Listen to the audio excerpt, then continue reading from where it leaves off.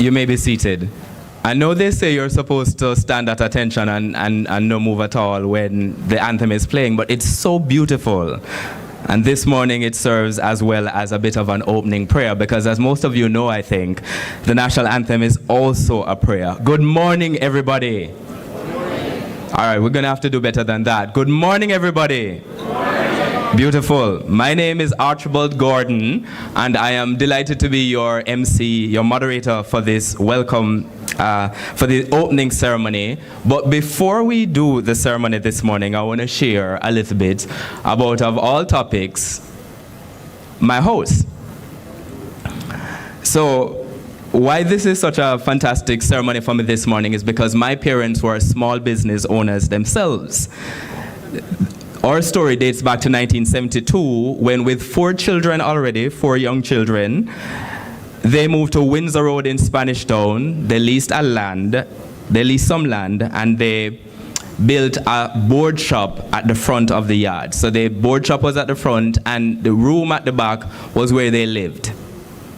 And later, this is a story my mother told me, my father would drive to Kingston. He would buy meat, he would buy groceries, he would buy everything that you could imagine, and he would bring them back to sell. And as we were doing that, they were developing the house. So they built on that one room, and then they put up a concrete building. And then at the back of our yard, like many Jamaicans, we also had animals. We had chickens, we had goats in the back of the yard. My father would wake me up very early in the morning, put me outside, and then he would be around in the yard, walking around, feeding the chickens and the goats and all of that. And then he would take us down to the bottom of the lane where we had pigs. He was a small business owner.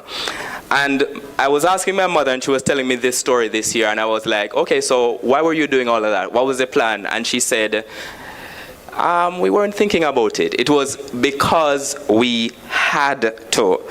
She said, because we had to. So ladies and gentlemen, that is the sentence I want you to keep in mind this morning. That because we had to, every small business owner in Jamaica has said that sentence to themselves at some points in their life as they juggle so many different things. How many people this morning, raise of hands, show of hands please, are juggling different things? Look around the room. Juggling many different kind of things. You're juggling personal things. You're thinking about having to perhaps pick up the children a little later on, making arrangements there. You have your business dealing with. You have different aspects of your life dealing with. And that is the reality of operating in a small business.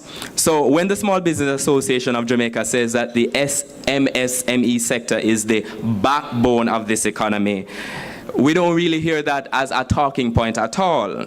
I hear it as a sound of a house that stayed standing because somebody somewhere was selling something at the front of the yard and was saying, or below or above the shop, and saying, because we had to. This morning, in a room of about 400 people, we are continuing to juggle things. 97.6% of Jamaican enterprises are MSMEs. 97.6%. 8 of every 10 working Jamaicans earn their bread inside one. And after Hurricane Melissa hit us for a $1.52 trillion, more than half of what this country produced in an entire year. Growth and resilience, the theme today is not a slogan, it is the assignment. So I say good morning again and welcome to the SBAJ Growth and Resilience Conference 2026. Less talk and more action.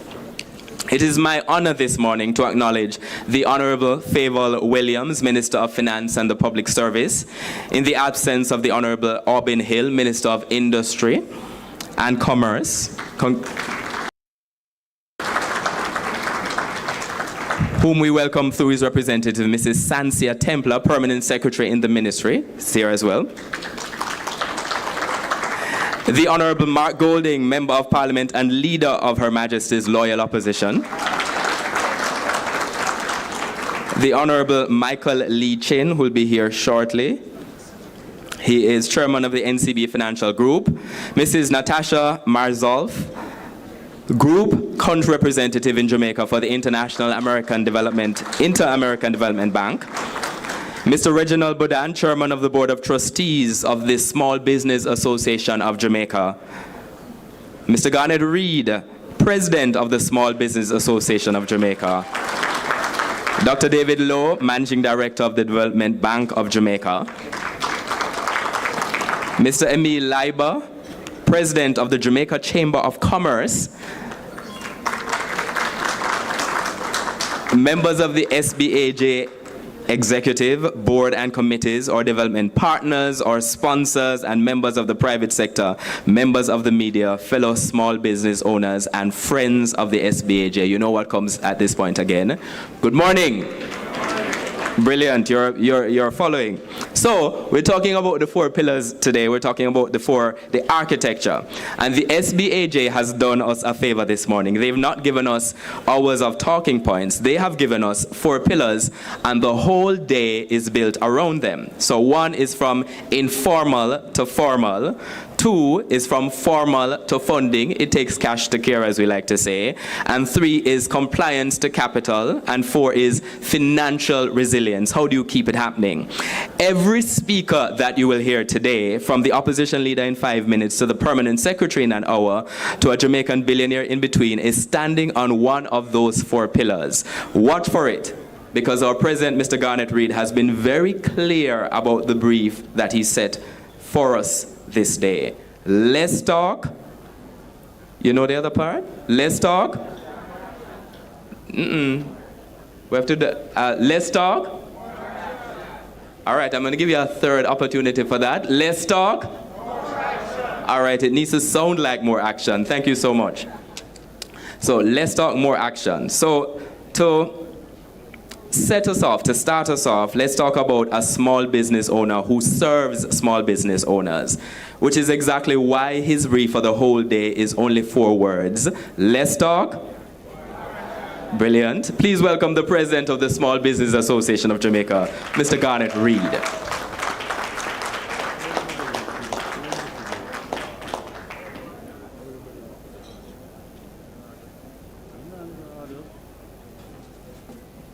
Thank you very much, Mr. Chairman. All protocol observed, but I just have to acknowledge the Minister of Finance and the Public Service, the Honorable Favour Williams, and Mr. Mark Golding, Leader of the Opposition. It is my great pleasure to welcome you today to the SBAJ Growth and Resilient Conference 2026. I was told a while ago that we are oversubscribed, and several busload of people from Clarendon, St. Mary, and St. Anne is on their way. This conference aimed to strengthen Jamaica's micro, small, and medium-sized enterprise, SME, which is the backbone of the Jamaican economy. The SME account for over 80% of employment, and we give the government billion in tax revenue. We have today hundreds of business operators, business leaders, policymakers, financial institutions, and development partners all come together to share and acknowledge and build network and unlock opportunities. The conference structured around 4 pillars: informal to formal, formal to funding, capital, compliance to capital, and financial resilience. Today, it's much more than another conference. It is the beginning of a movement to strengthen business. We are in our office. Among the discussion we have are the 20% set aside and the DBJ Gemini Fund. Minister meet with us, and immediately she put her team to work. And I'm happy to report that the PPC, that's the Public Procurement Commission, are now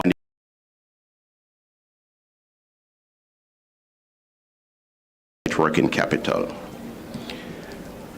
A few weeks ago, the Jamaica Stock Exchange launched the micro market, another big move for the SME. Another round of applause. My team now negotiating with NARA.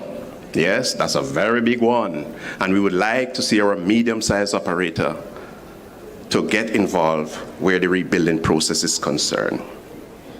Ladies and gentlemen, a lot of work left to do, but I just want to commend the Minister Favour Williams, DBJ, the National Commercial Bank, the Jamaica Stock Exchange, for helping the SME sector to grow from strength to strength.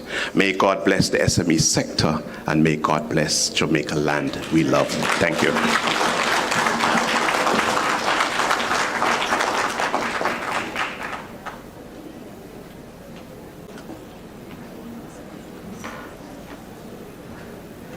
Good morning, everyone. Let me acknowledge today Mr. Mark Golden, opposition leader. Let me acknowledge as well your fearless president, Mr. Garnett Reed. Yes. And all the members of the Small Business Association of Jamaica. But I have to specially mention Denise Williams, the second VP. Give her a round of applause. Let me acknowledge as well Mr. Emil Leiber, President, Jamaica Chamber of Commerce. Mr. Kevin Frith, the General Secretary and Membership Chairman, also of the SBA. All the partners who are here. Ms. Natasha Marzo, Group Country Rep in Jamaica, International Development Bank. Thank you for taking on the small business sector. We have Mr. David Lowe, Managing Director, Development Bank of Jamaica. We also have Mr. Livingston Morrison, Managing Director, Jamaica Stock Exchange. And yes, you need to give him a round of applause because he's going to ensure that the micro market gets off the ground. Yes.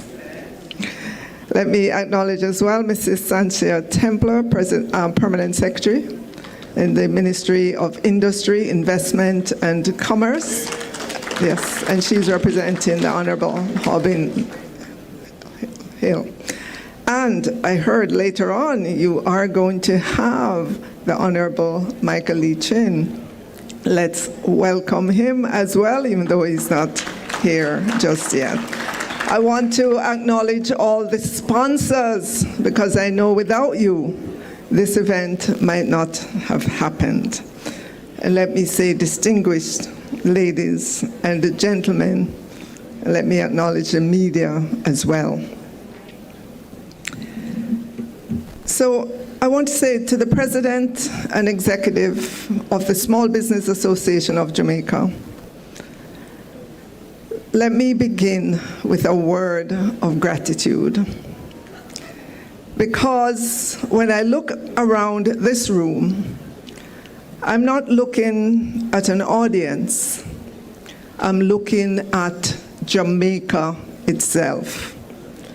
The woman who sells at the corner shop in Papine, the man who fixes appliances out of a small workshop in Spanish Town, the young entrepreneur building a brand out of a one-room house, and the veteran business owner who has weathered 3 recessions and never stopped believing in this country.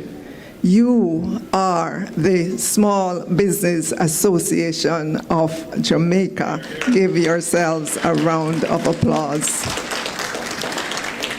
And ladies and gentlemen, the SBAJ is Jamaica's beating economic heart.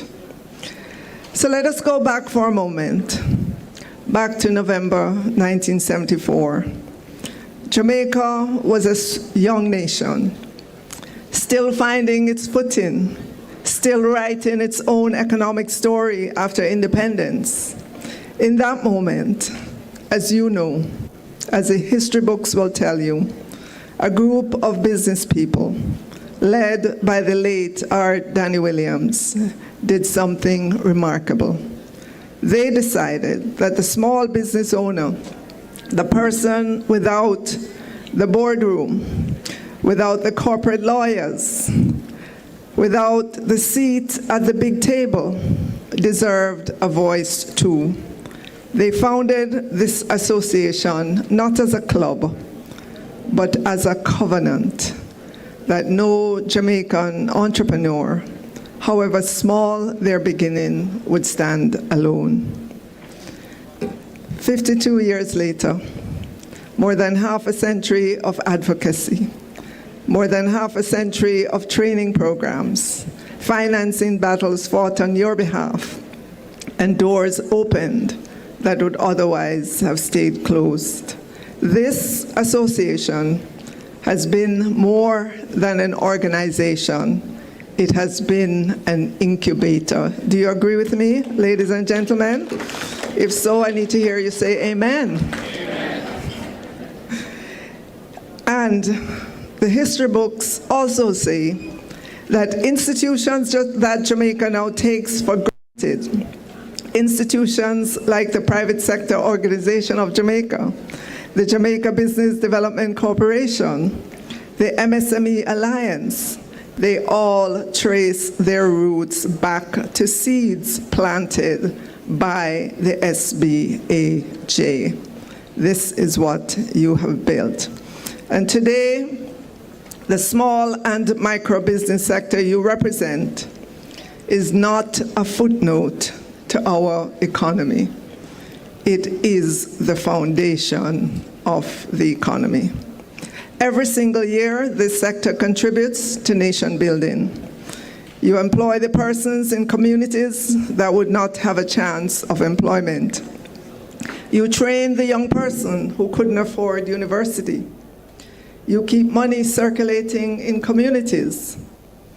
When international investors look at Jamaica's resilience, they are, whether you know it or not, they're looking at you. You have survived hurricanes. You survived a global pandemic that closed the doors of stronger institutions than yours. You have survived because entrepreneurship at its core is an act of faith. Faith in tomorrow. Faith in this soil. Faith in this black, green, and gold flag. So let me ask you to stand with me for a moment, not literally, but in the year 2036, 10 years from now, by then I have every faith that many of you will be listed on the micro market. Amen? And looking to transition to the junior market. Yes. 10 years from now, I see a Small Business Association of Jamaica that is no longer just the voice of the small business sector, but a region-wide recognized architecture of national economic policy, sitting at every table where decisions about capital, trade, and taxation are made. I see more of your members trading not just across parish lines, but across CARICOM and beyond. Small Jamaican businesses exporting to the wider world, powered by digital platforms and modern logistics that we are building the foundations for today. I see a generation of young entrepreneurs who never had to choose between formality and survival, because we will have built the financing pathway, the tax structures, and the digital tools that will make going formal the smart choice, not the hard one. I see this association's training rooms filled, not just with bookkeeping and compliance, but with artificial intelligence, e-commerce, and global best practice. Because the small business of tomorrow will compete not just in Halfway Tree, but online against the world. I see an association whose vision, written years ago, of national, regional, and international impact, I see that it will no longer be aspirational. It will be a fact. So let me be clear about something. Nation building is not only done in Parliament or in budget debates or in ministries. It is done every single day in small shop, in a small factory, in a small farm, by small business owners who choose again and again to bet on Jamaica when it would have been easy to give up. You have built this nation quietly, without ceremony. One payroll, one employee, one invoice at a time. And on behalf of the government and people of Jamaica, I want to say to you this morning, the SBAJ, we see you, we value you, and we are committed to walk in this next decade with you, not as overseers, but as partners in one shared Jamaican project. And so this morning, I am delighted to announce that the Public Procurement Commission will be rolling out the MSME list by the end of July 2026. You have been registering for the procurement set-aside. You have been making yourselves known to the government. We want you, when the portal is opened at the end of July 2026, to ensure you check the list to make sure you're on it and that your information is correct.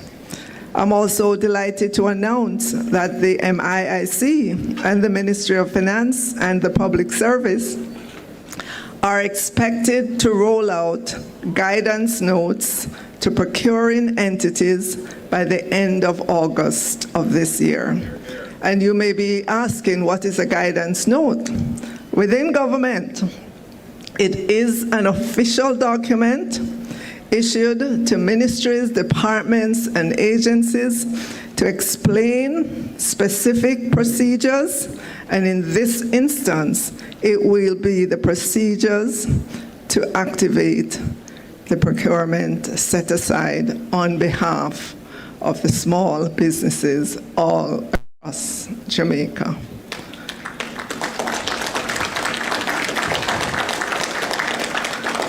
So SBAJ, we are preparing the wicket, or as you can say, we're rolling the pitch.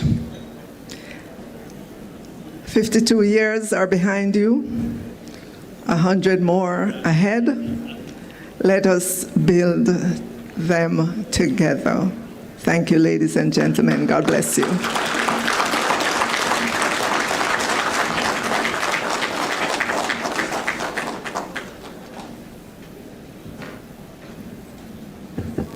Thank you very much, Minister. So Minister said earlier, not a footnote to our economy. Small business owners are not a footnote to our economy. It is our economy. And she said, I want you to stand with me, but not literally. But, well, I want you to stand with me if you're a small business owner this morning. And I mean it literally. Please stand so you may be acknowledged. Small business owners, let's see you.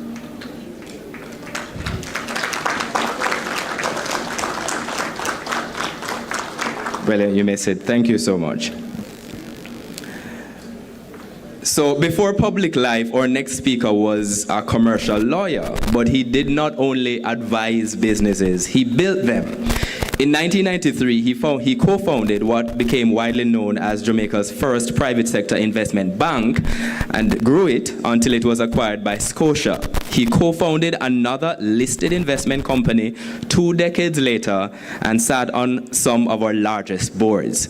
He even helped write the rules of the road, serving on the task forces that shaped the Financial Services Commission and reviewed our central bank legislation. So when he speaks next about growth and resilience for small businesses, it comes from a man who has raised capital, built firms, and helped shape the very financial system that you're operating in.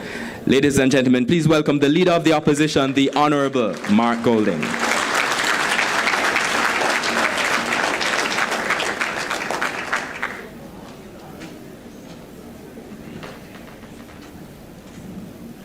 Thank you very much, Mr. Master of Ceremonies, for that introduction. I want to acknowledge Minister Williams, the President of the Small Business Association, other members of its executive, the international development partners who are here, DBJ and its leadership who are here, and indeed each and everyone who has made the time to attend what looks like it's going to be a very good and well-supported conference.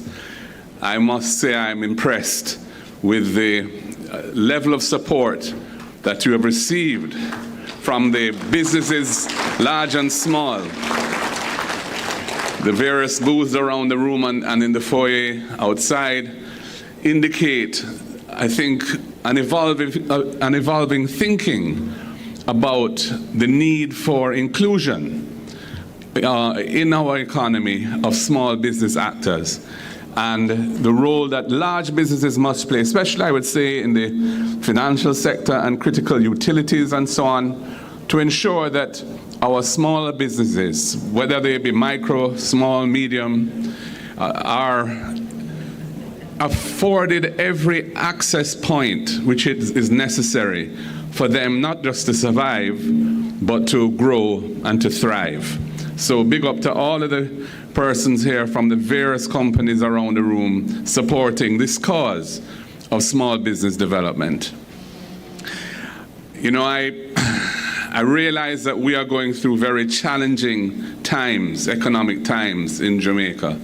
We were hit in October by the worst hurricane in living memory, and it has caused lasting impairment to the productive base of parts of the country.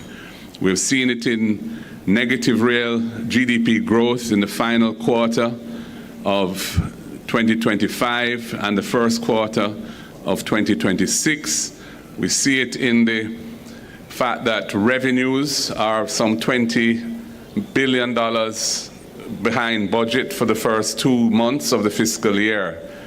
And now we're seeing it in the inflation numbers which have been announced for May, indicating point-to-point inflation of 6.7%, which is above the upper band of the government's inflation target, and the inflation result of 0.8% for May alone, which if you annualize that, you're significantly above the upper limit of the range. So this indicates, depending on what happens in June and so on, that the Monetary Policy Committee and the Bank of Jamaica are going to have to be considering what to do with the policy rate to manage this situation.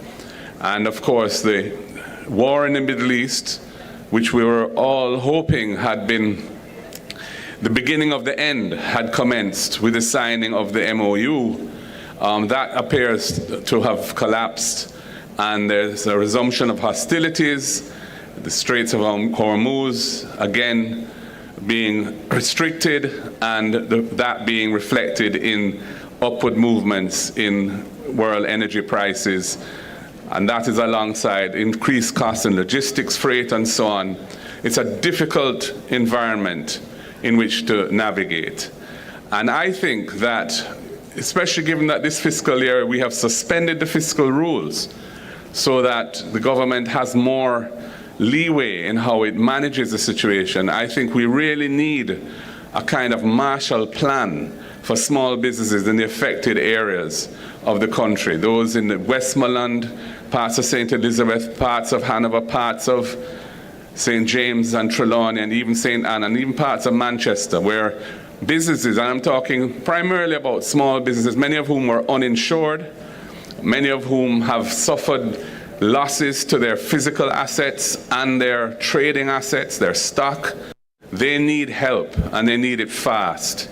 And I think we need the rollout of a serious Marshall Plan to get those businesses back up and running so that they can resume their contribution to employment and to economic activity and indeed economic growth. And I think that's the main message I want to carry this morning. You know, in the US, when the Great Recession hit after the stock exchange crashed, in the New York Stock Exchange crashed in the late 1920s going into the early 1930s, and they were down and out. You know, it was the New Deal that was introduced as a fiscal measure to turn that economy from contraction back to expansion, and that was done successfully, and you know, set the stage for the rapid growth of the U.S. economy, which they enjoyed for decades thereafter, despite, or maybe, I shouldn't say despite, because World War II in its own way would have contributed to that as well through the whole arms industry and what have you. But the point I'm making is we can't, in a time of depression or contraction or difficulties, challenges, adopt a pro-cyclical approach to economic management. We have to be more creative, we have to be bolder. And while we must, of course, always maintain the target that we want to meet in terms of debt to GDP ratios and so on, there must be some flexibility in how we approach those in terms of the dates and what have you, because we need to address present problems, and there's serious problems in a real way. The other thing I wanted to talk about was the transportation sector. You know, when I think of small businesses in Jamaica, the transportation sector is a repository of some of many support business actors who, you know, have invested in their vehicles, whether it be coaster buses, whether it be deportee cars that have been licensed to run on the road. And while that sector has all kinds of challenges, and we know that we need to encourage greater order on the roads and safer driving practices, they are facing significant challenges at the moment as well, with the cost of fuel and spare parts and so on going up, and then the way in which the ticketing arrangements that have been introduced under the new Road Traffic Act are being enforced against them. You know, I think we need to review some of the ticketing laws that we have and have an opportunity for stakeholders to speak to some of them. Because when I see videos with a taxi man who's been stopped and given a ticket, thousands of dollars of expense for eating some peanut on the road, or a lady who had her cell phone mounted on a platform and she wasn't on the phone, but because she was given a ticket allegedly because it was impeding her view when she's been driving with this for years, she said. These things are in a stressed environment contribute to more stress. I saw a video yesterday where there was some minor accident somewhere on Walton Park Road with a coaster bus, and the way in which the police handled the driver and a bystander, I had to report it to the Commissioner of Police because it was caught on video. You know, baton or some wicked licks were being thrown and people on the ground getting beaten up. And totally, to me, excessive, abusive conduct. You know, so these are all struggles that small business operators are dealing with in the transport sector. And I think when we're talking about really rolling out and implementing the demerit points system, on top of all of that, we need to kind of pause and have a review of the way the system is working on the ground so that that sector can operate in a way which is fair and just as well. So those are my messages today. I want to big up the SBAJ for their work. As has been said, I endorse what Minister Williams has said about you being the bedrock of the economy, small businesses, the major employers, the major conduit for upward social mobility, the innovativeness that you've had to display. We really need a very nurturing environment for small businesses in the country, nurturing all of their interfaces with the public sector through the tax system, through Companies Office, through all registration points and licensing and permitting points. There needs to be an approach that encourages them to formalize. You know, we speak the language of how important it is to formalize, but the process and experience of formalizing is not always a pleasant one or easy one. And you know, even with the set-asides now being encouraged for micro or small businesses to participate in public procurement, which I fully endorse, and that was put into the procurement law that we passed back in 2015, I think it was. It's finally starting to see the light of day. I commend Minister Williams and the SBAJ for pushing that. You know, but as these entities come into the light to be included in the possibilities of bidding and tendering and so on, let us hope that any other aspects of their interface with the public system is also nurturing of that process as well. Because, you know, what happens is we sometimes have headlines of things that we do. For example, provide financing for small businesses, billions of dollars made available, but the actual distribution system is not working at all, and those funds don't reach who they're intended to reach, and are often returned at the end of the fiscal year to the consolidated fund. So we have to work through the granular details of how the interface between policy and reality works its way through so that we get the results that we actually need. And I think if we do that attentively and working together, we can build a much stronger economy and a better Jamaica. Thank you very much, ladies and gentlemen.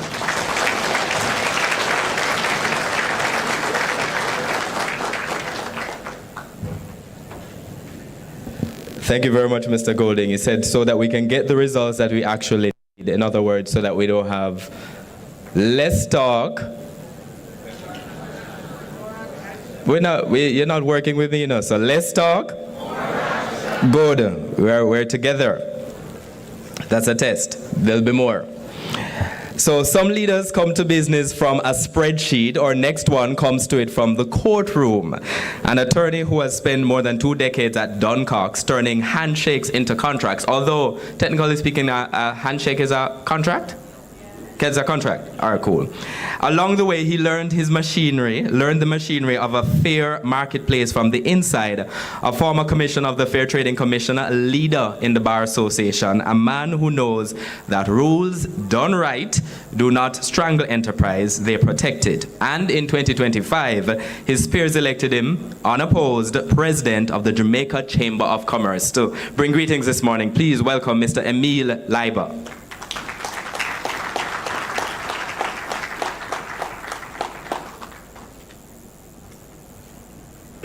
Good morning, everyone.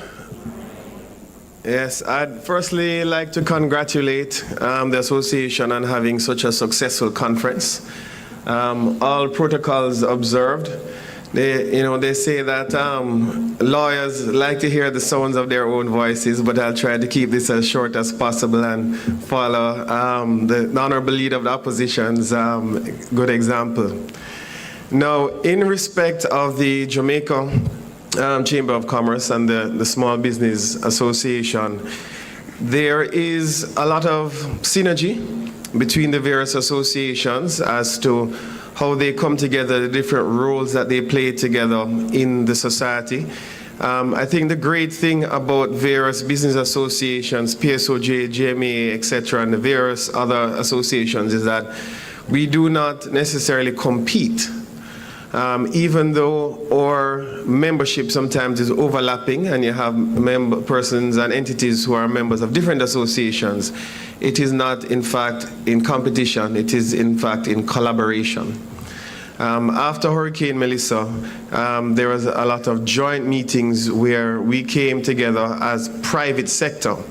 And I think that is one way to refer to all of us, that at every level within the economy, we represent the private sector in Jamaica. And that when we come together, we are much stronger. The whole basis on which this association is formed, and most associations are formed, is so that you can speak with one voice. when it is that you come to speak to the powers that be, your voice can be stronger. Your voice can have a greater impact because it is known that you are speaking on behalf of the collective and you're not just one voice out of many kind of in the wilderness. So when it is that a conference like this occurs, it brings the association, the members closer together, and you can speak together more with that one voice. Now, in respect of the Chamber's role, the Jamaica Chamber of Commerce, the GMA and the PSOJ, after Hurricane Melissa, we jointly came together to raise funds to assist in the recovery through the private sector, separate from the advocacy with government in terms of other things that needed to be done. The funds that remain, we have determined that it is best launched as a resilience fund. So there is $20 million that is being made available to members of the GMA, JCC, PSOJ, and the Small Business Association of Jamaica equally, meaning that any person from any of the organizations can apply to this fund in the context of resilience. You know, less talk and more action, right?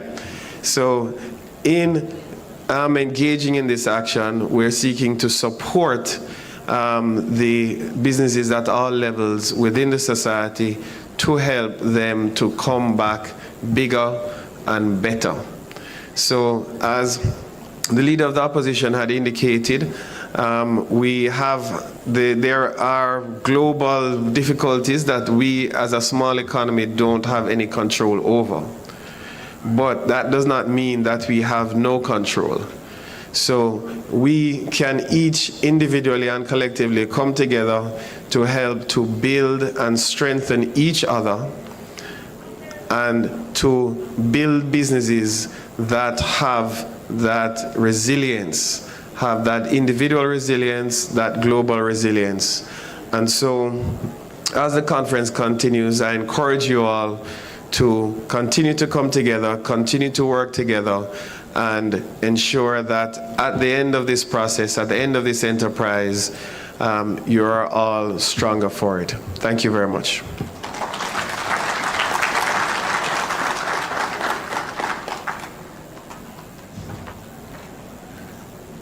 Thank you very much, Mr. Leiber. So it's you, but you did it better. So it's less talk and. All right, cool. So I learned something else. So you've just heard from the government, the opposition, and the chamber, and in a moment you're going to hear from the multilaterals, the Development Bank, and the Stock Exchange. But before any of that lands, somebody has to introduce the partners in the room and explain why they are here. That job belongs to our next speaker, the SBAJ's General Secretary and Membership Chairman and Conference Co-Chairman for this whole day. He's going to walk us through the acknowledgement of the stakeholder partnerships that benefit our stakeholders. Please welcome Mr. Kevin Frith.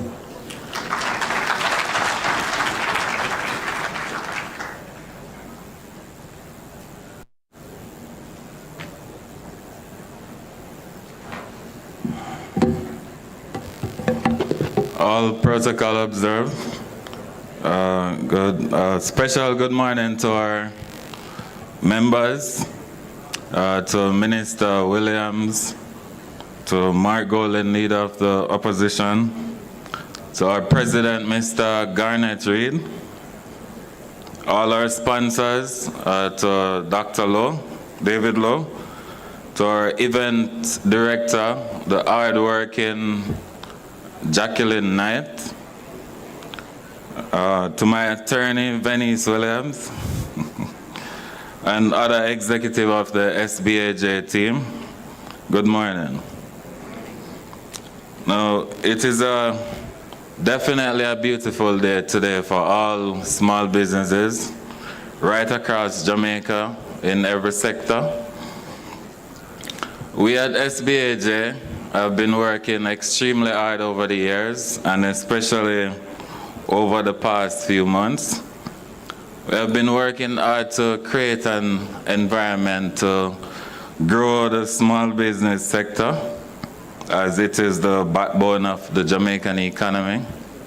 Approximately 422,000 registered small businesses across the island.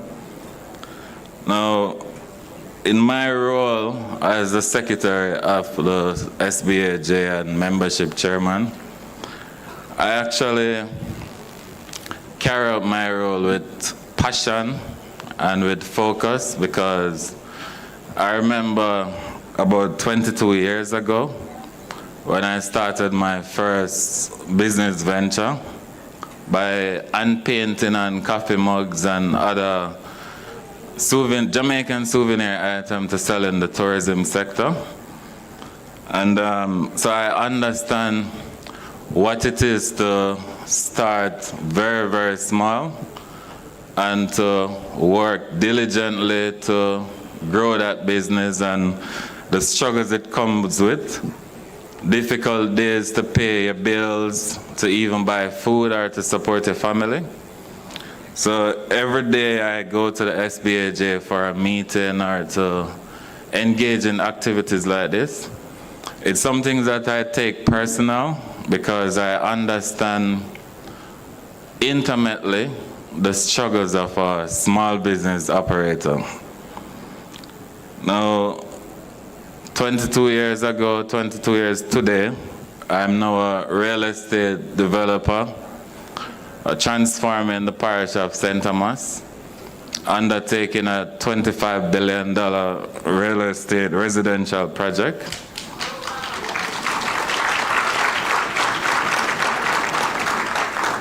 So my journey in business is an example to every small business operator in this room or watching virtually.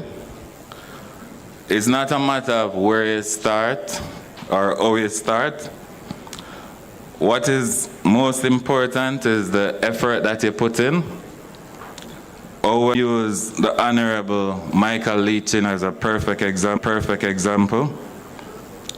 He's a US dollar billionaire. Now, I am sure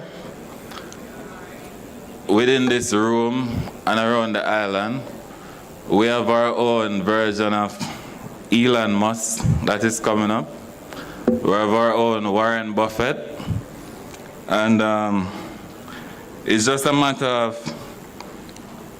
well, I'm using this opportunity to encourage our stakeholders, government agencies and our banks to re-examine the way we examine risk.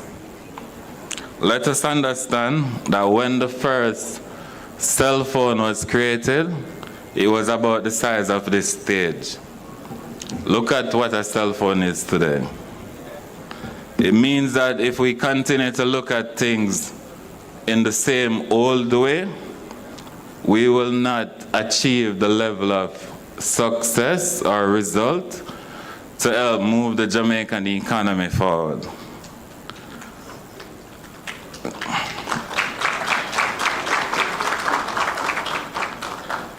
Jamaica is a great nation. We influence the world, and it is time for us to be the next Singapore.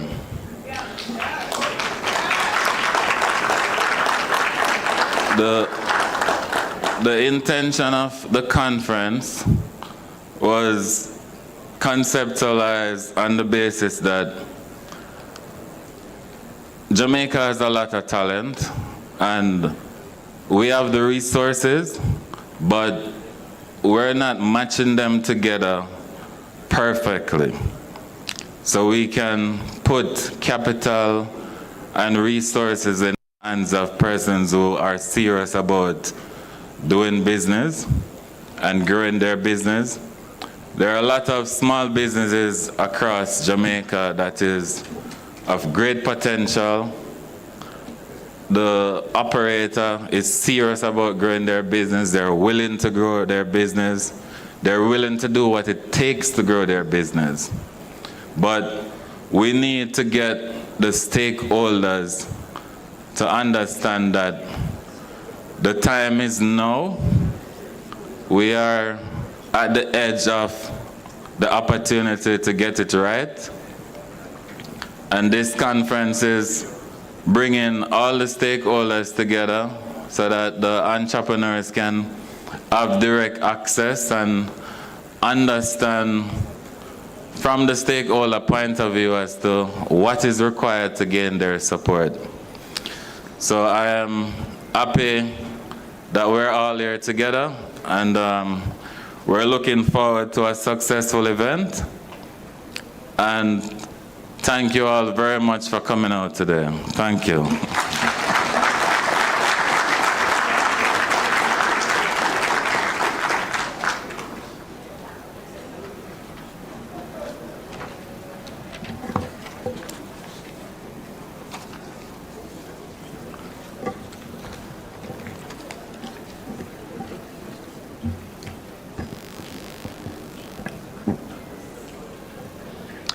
Thank you very much, Mr. Frith. And a little bit of housekeeping. I'd like to welcome the Honorable Michael Lee Chin, Chairman of the NCB Financial Group, global entrepreneur, business leader, and internationally recognized Jamaican billionaire, and as a matter of fact, right on time. So we're going to be having a little bit of a change around, a little bit of a shift to welcome our speaker. Another of our speakers, in this case, Mr. Lee Chin. Now, earlier, I was telling you about my mother's answer to that question of, why were they doing all of this? And the answer is because they had to. Our next speaker started in that same place. Port Antonio, and a mother who taught him to work and to give. A boy who at 14 and 15 was already earning, landscaping a hotel, cleaning a ship's engine. And he carried engine room, and he carried that instinct abroad on a scholarship, and he did the hard, patient thing. He held on to good businesses for the long run when everyone around him was chasing the next big thing. And then he brought it home. In 2002, he bought National Commercial Bank, the largest bank in Jamaica. Ladies and gentlemen, that instinct keeps a shop open on a Thursday morning, in the same instinct that builds something that reaches the world, and it gets stretched even further. That is pillar number 4 that we're talking about today. Ladies and gentlemen, please welcome the Honorable Michael Lee Chin.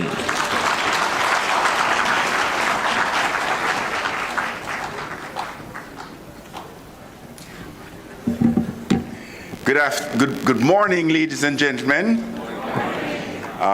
VIPs, all protocol set aside, thank you very much for being here. Every encounter I have, whether it's with one person or an audience, I always ask myself the question, what's the highest value add I can give to this audience? What is that one thing that if I can be successful at, it will transform this person or this audience? I always think of that because I want to be able to not waste your time and give you maximum value if possible. So the theme of this conference is growth and resilience, right?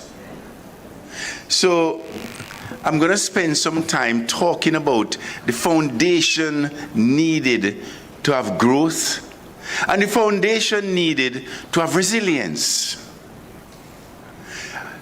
And it's very close to my heart right now because at NCB, we're doing a cultural reset. We're doing a cultural reset because guess what?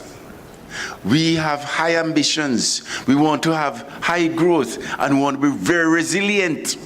And the culture that I see there now is not the platform that will give us that optimality. So we did a cultural reset. In 2002, on March 23rd, 2002, I was at 2 p.m. I was at the office of the Minister of Finance, just about to write the check to buy the National Commercial Bank of Jamaica.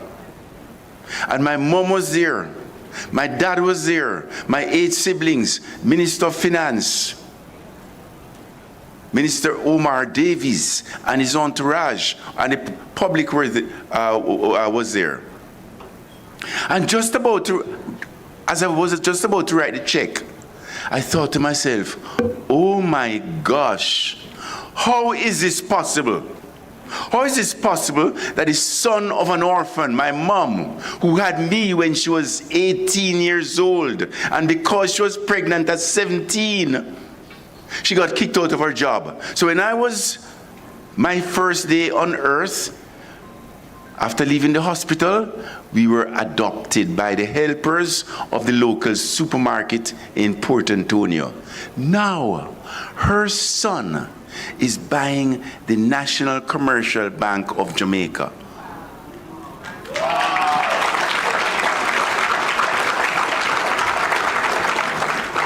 How is that possible? How is it possible to go from there to here?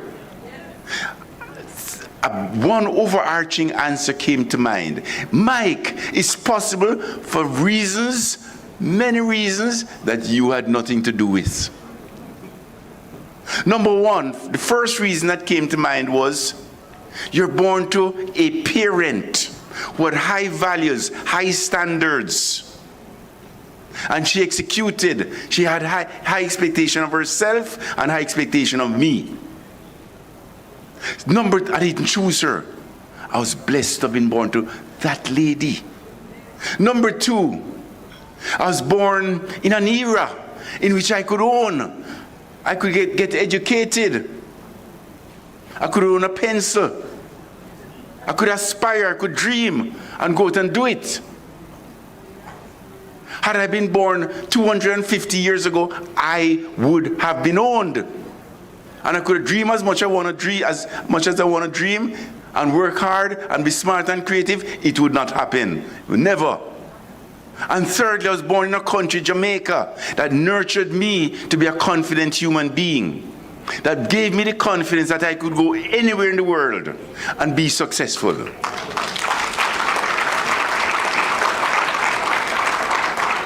I did not choose my country. I was blessed to have been born in this one. So I made a commitment that day that I'm going to use this institution, NCB, as a vessel to build a better Jamaica. And that has been the commitment since day one. Now, as I said, we're doing a cultural reset. Because we want to have growth and resilience, and we want that to be a part of the DNA of the organization. And by extension, we want growth and resilience to be part of the DNA of Jamaica. So what is this cultural reset we're doing? And what is the North Star? Well, the North Star is summarized by a single word: care. The North Star is summarized by a single acronym: care. So it's a word and an acronym. So think about, and we selected that word and acronym because we see it is relevant not only to an organization to have growth and resilience, but it is also relevant to the nuclear family, the family unit. Wouldn't everybody in this room love to know that the reputation of their family is one of being caring? Yes or no? Okay, care has empathy. You have to have empathy. You have to care for whom? Care for all your stakeholders. Care for all our stakeholders. So I would, as you would, you just said it, love to make sure that I'm intentional about my family's reputation being one of caring. So that's the word. How about the acronym? C. and think, I'm now going to the family unit. Wouldn't you want to make sure that if you're designing what you want the outcome of your family unit to have based on growth and resilience, wouldn't you want for your family to be one of being collaborative within the family unit? See? Yes or no? Yes. Wouldn't you want for your family to have accountability? Yes or no? How about respect? R. And how about standard of excellence? Wouldn't you want that for your family? So why don't we start off right now and make sure that if that makes sense, you adopt it within the family unit and you have a conversation with your family members tonight, so you make sure it's executed and not just evaporate. Nice speech, Mike. But why don't we make sure that it's executed? So the only way to make sure things that get executed is to be a high agency person. So what is a high agency person? A high agency person is someone who takes ownership of whatever they do, and they have high energy, and when they execute, they do it with speed and force / commitment. That's a high agency person. Right, Mr. Lawyer? Right? So we need to take ownership of our family, starting with our family. If we want our family to have a growth and resilient nature. Then, secondly, how about the next concentric circle? We start off with our immediate family. How about our extended family? Wouldn't the acronym CARE be relevant? How about the organization with which we are building or working with? Relevant? An organization of care? How about the community, your church, your social groups? Organization of care? How about your country? Organization of care? Country being the largest organization right now. Wouldn't we like to know that our country, Jamaica, is one of a caring country? That's reputation. Just like how Germany has a reputation for engineering, Italy has a reputation for design. What is our reputation? We want to grow care, okay? As our reputation. We care for our stakeholders because that is the base, the foundational base. That once we have that, we can do anything, anywhere in the world. So let us talk about how we're going to do go back to the family unit, our children. What are the characteristics we would love to make sure that our children have to be prepared for the world? Prepared to have growth and resilience. What are the characteristics? There are 6. Number 1, would I be correct in saying that as parents, we want to make sure our children are smart and creative? Number 1. Yes or no? So how are we making sure, how are we being intentional that our children will be smart and creative from they were born? Wouldn't we want to make sure, that's number 1. Number 2, that our children are hardworking? What example are we leading as parents? How are we making sure that from day 1, they're hardworking? Wouldn't you want for your children to be hands-on? Yeah? Can you be successful if you're not hands-on? Impossible. So we're making sure that we're being intentional as parents to make sure that we're hands-on with our children. Our children are hands-on. How about the 4th characteristic? Passionate, purpose-driven, frenetic, because they're purpose-driven and they're living their life based on a cause that is bigger than them, which drives them to be passionate because they have a purpose. They're frenetic, and as I said, when they execute, they're high energy, and when they execute, they do it with speed and force. Isn't that what you want for your children? How about high expectation of self? Yes or no? What are we doing as parents?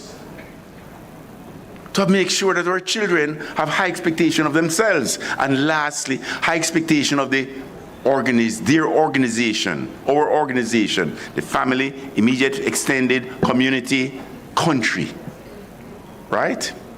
Those are the 6 characteristics, ladies and gentlemen, that we must have if we're going to build for a foundation of growth and resilience. That's the infrastructure we have to lay, and it starts off with home. Then home, it radiates. We demonstrate those characteristics as individual family members. It will radiate to community, ultimately country. We'll have a country whereby our citizens are known for those 6 characteristics. Now, in everything in life, one has to be able to persevere, right? In every aspect of your life. You start a business, you have to persevere. Relationships, you have to persevere. Everything in life worth being successful at, you have to persevere. How about, when was the last time we went to school and we learned a lesson? There was a class in perseverance. Is there such a class? There's none. So how are our children expected to know how to persevere? How? Are we teaching it? Are we being intentional in teaching it? Or is our country going to know how to persevere? Are we being intentional? So we need to understand how to persevere. To persevere, we need grit, right? So the question is, how do we grow grit? That's the question. Is there a formula that we practice consistently? We will grow grit, because we need grit in every aspect of our lives. Especially as an entrepreneur, you need grit to have growth and resiliency. As a country, we need grit. So how do you grow grit? Well, there's a formula. I'm an engineer, so I'm very formulaic, principle-driven.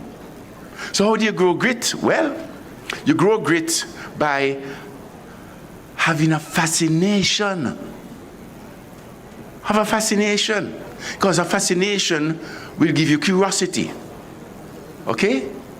Secondly, you grow grit by committing to improvement of self every day, measured against oneself. I need to be better every day, today, than I was yesterday.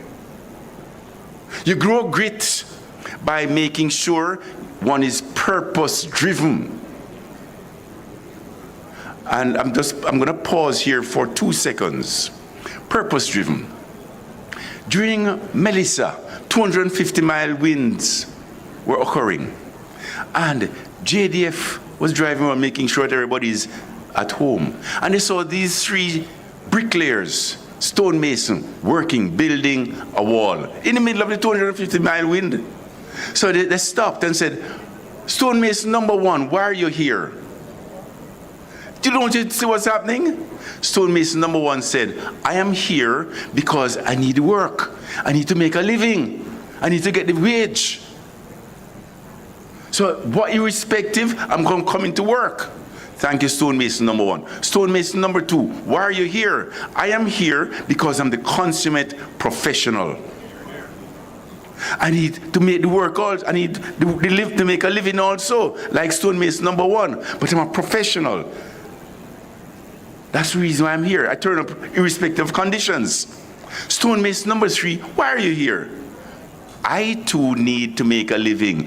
I too am a consummate profession. But the real reason I am here is because I'm building my cathedral. That's the real reason I'm here."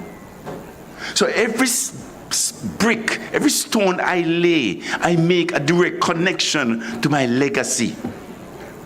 And by the way, guys, our behavior today is our history tomorrow. So if we're not thinking about the cathedral that we're building, we're missing the ball. We're missing the game. There's no growth and resilience that's going to happen. Okay, so fascination, self-improvement of self, purpose, and the last item of the 4 items is committing to a growth mindset. Committing to a growth mindset. So as to ensure you never forget fascination, improvement of self, purpose-driven, and growth mindset, which is the formula to grow grit. So as you never forget it, what's the first letter of the word fascination? Improvement of self, purpose, growth mindset. What do the letters FIPG spell? FIPG, okay? Now, I'll end off by saying, you know what? I'm a trained civil engineer. I was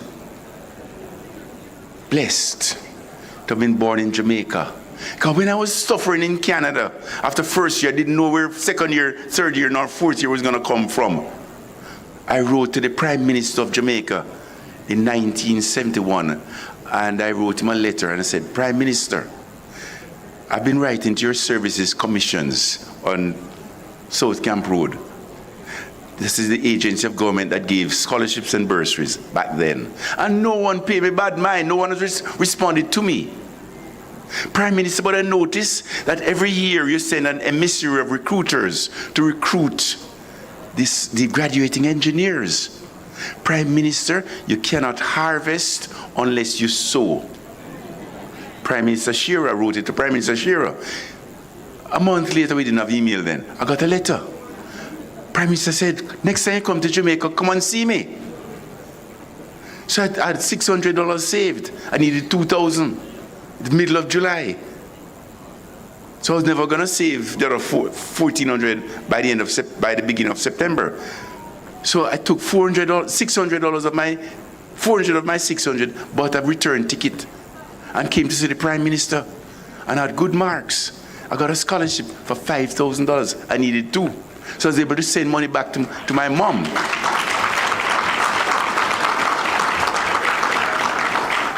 So my commitment is I would not be standing here if my country did not support me when I needed help.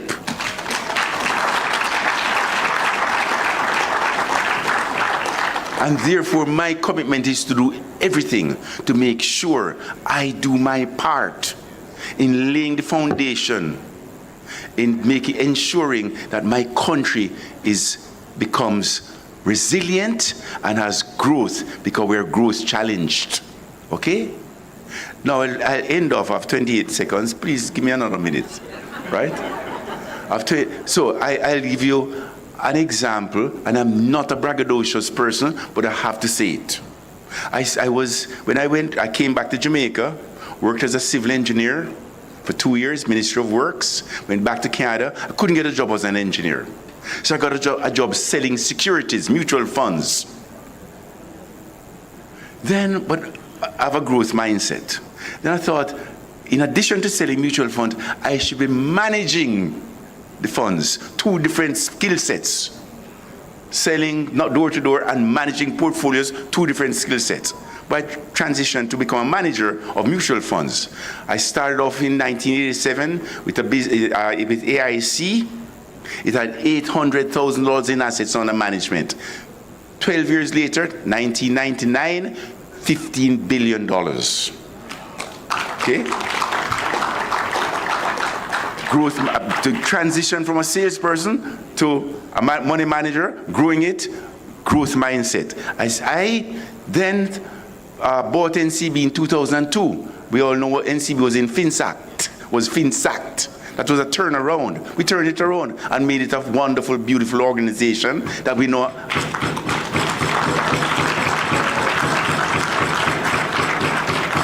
That gave the Jamaican financial system, which was in a deplorable state then, it gave the system confidence. NCB did in 2002.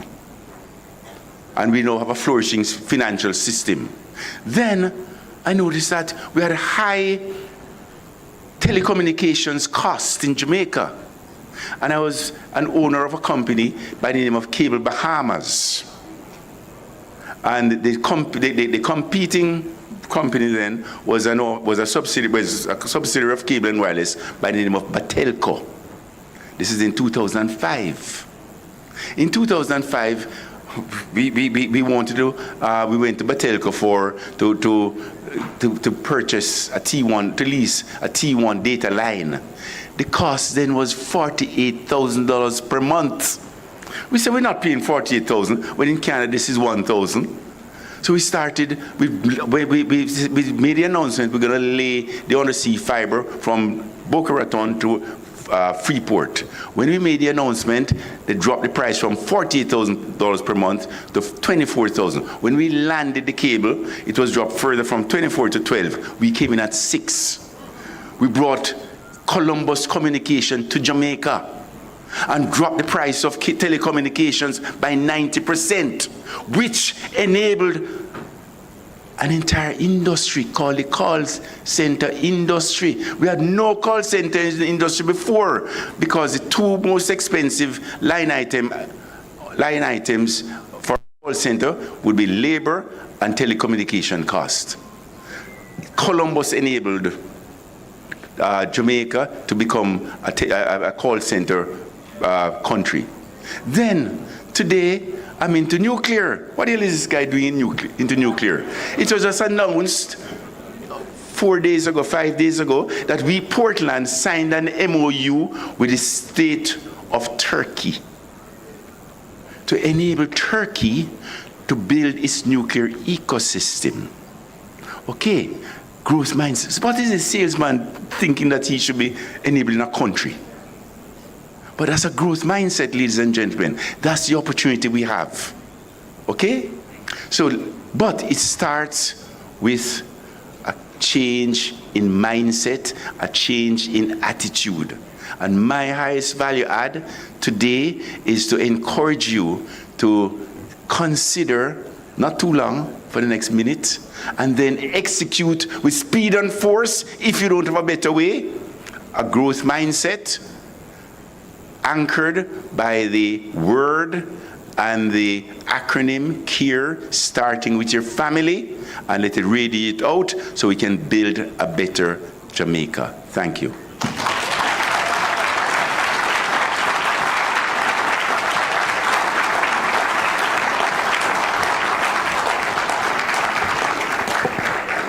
Thank you very much, Mr. Lee Chin. So that's great, and clearly an appetite for risk as well, right?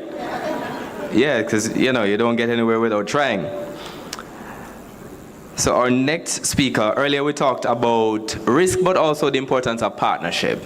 You know, as the saying goes, alone we can do so little, together we can do so much, which brings us back to talking about partnership. The next voice on this stage sits at the intersections of two of our pillars, from formal to funding and financial resilience. Because when we talk about money, or the money really that has to move to rebuild the small business sector, the Inter-American Development Bank is one of the largest checkbooks in the room. I think it's fair to say that. So let's welcome to give us partnership remarks and endorsements from the IDB. Please welcome the group country representative in Jamaica, Ms. Natasha Marzolf.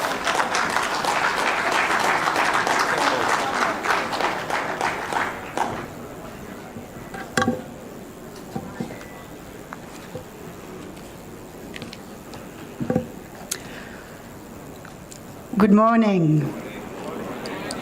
Very difficult to come after your speech. All protocols have been observed. On behalf of the Inter-American Development Bank, it is an honor and a privilege to be with you today here for this landmark conference on rebuilding the MSME sector, a national imperative for 2026 and beyond. I would like to congratulate the Small Business Association of Jamaica for organizing and coordinating this event on a very timely basis. This conference is much more than discussing challenges. It is about building partnerships, identifying practical and tailored solutions, and translating dialogue into action for Jamaica's entrepreneurs and MSMEs. You have heard it in the previous speeches. MSMEs are the heart and the backbone of Jamaica's economy. According to the latest figures of the Planning Institute of Jamaica, more than 10,400 formal MSMEs represent approximately 90%, let me repeat, 90% of registered businesses and generate over US $1.2 billion in annual sales. These businesses, these SMSEs, they create jobs, they support families, they stimulate innovation, and sustain communities across every parish in Jamaica. It is actually an essential element for sustainable long-term growth. And the urgency of this agenda has become even more compelling following the devastating impact of Hurricane Melissa. The final figures of damages and losses amount to US $12.2 billion, with the private sector accounting for 80% of such damages, and the productive sectors bearing more than 60%, 60, of total losses, including MSMEs. But disasters do not simply damage buildings and infrastructure. They disrupt production, interrupt supply chains, they reduce market access, they erode productivity, and most importantly, they profoundly affect livelihoods in vulnerable communities across the island. Our research at the Inter-American Development Bank shows that businesses exposed to natural disasters experience measurable declines in productivity, particularly those who have not invested in resilience before disaster strikes. For a small island like Jamaica, resilience is not simply about recovering after disasters. It is about supporting businesses to become stronger, more resilient, and better prepared. Investments in innovation, technology adaptation, artificial intelligence, digital transformation, and stronger managerial, operational, and financial capabilities are therefore also investments in resilience. And this is where the IDB Group partnership with Jamaica adds real value, helping transform recovery into resilience and resilience into lasting competitiveness. One of our flagship initiatives is the Boosting Innovation, Growth and Entrepreneurship ecosystem known as Biggie One, which is being implemented by the Development Bank of Jamaica with funding from the European Union. I'm going to give you some numbers. Biggie One supported more than 15 innovation instruments that have been deployed, supported over 1,500 businesses in Jamaica, and nearly 60 ecosystem institutions, while leveraging additional US $8.2 million from the European Union in grant funding to focus on gender inclusion and climate resilience. To expand the outreach of Biggie One, we also partnered with the Ministry of Industry, Investment and Commerce to support 9 MSME roadshows from Manchester to Westmoreland. And recognizing the impact of Hurricane Melissa, the IDB Group is now preparing Biggie 2, the next phase of our partnership with Jamaica to strengthen productivity, innovation, and competitiveness. Biggie 2 is going to move further upstream by helping firms create, adopt, and commercialize innovation through technology upgrading, while placing a much stronger emphasis on climate resilience, recognizing that climate-related shocks can quickly erode productivity gains in small island economies such as Jamaica. Biggie 2 will combine grants, risk-sharing mechanisms, contingent line of credit, technical assistance, and innovation financing to help businesses invest in research and development, new technologies, and climate resilience tools. But supporting MSMEs requires more than a single program. It requires an ecosystem of institutions, financing knowledge, partnership, and people working across sectors and industry. This is why the 3 windows of the IDB Group provides the complementary strengths, with IDB working with the public sector and the government, IDB Invest working with the private sector, and IDB Lab that works with entrepreneurs and small companies. Together, these efforts are strengthening the institutional, financial, and innovation ecosystem Jamaica needs to unlock private sector productivity, accelerate MSMEs' growth, and build a more competitive and resilient economy. In closing, let me reiterate that our shared vision is that recovery becomes a turning and pivotal point, helping MSMEs with greater strengths build higher productivity and deeper resilience. Achieving this will require collaboration, partnership with the government, the private sector, financial institutions, business support organizations, academia, and development partners. At the IDB, the Small Business Association of Jamaica, and also Chief Executive Officer of Mavis Bank Coffee Factory in Wallingford, to make this presentation. He's also the coffee sponsor of the conference. Mr. Mark Golden, come please.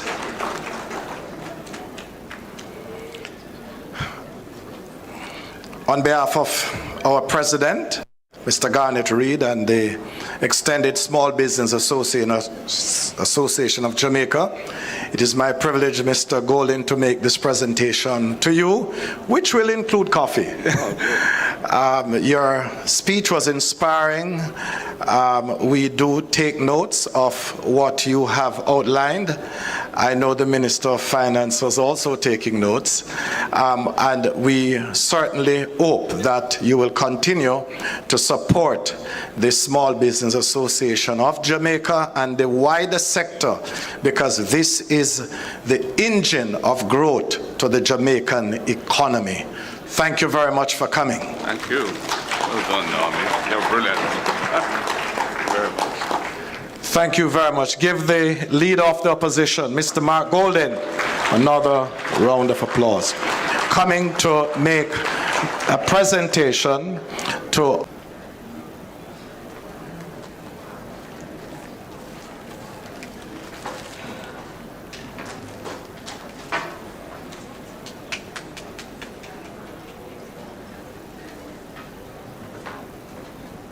Thank you very much, Mr. Grant.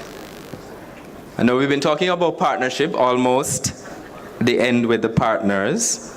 Our next speaker is a career bureaucrat. He earned a PhD in corporate finance at Manchester and cut his teeth on the world stage in Australia as well as in Singapore. Then he came home and ran a real Jamaican business, Caribbean Producers Jamaica, rising all the way to chief executive and more than doubling the company's profit in a single year. He knows what a payroll and a supply chain actually feels like. And in March of last year, he took the helm of the Development Bank of Jamaica, the institution behind so many of the loans, grants, and vouchers in this room. So when he maps the SME landscape, the small business landscape this morning, it's not theory. It's an operator who now controls the capital that helps operators like you grow. Please welcome the Managing Director of the Development Bank of Jamaica, Dr. David Lowe.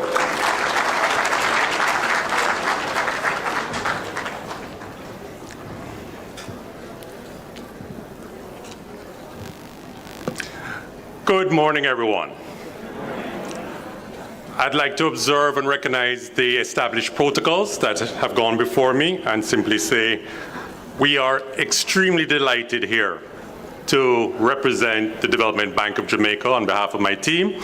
And I'd like to congratulate the Small Business Association of Jamaica for convening this important conference where the importance of creating space like this really matters, where you, the entrepreneurs and members of the MSME community, can be supported through the collaboration of larger companies, the government of Jamaica, and other development institutions.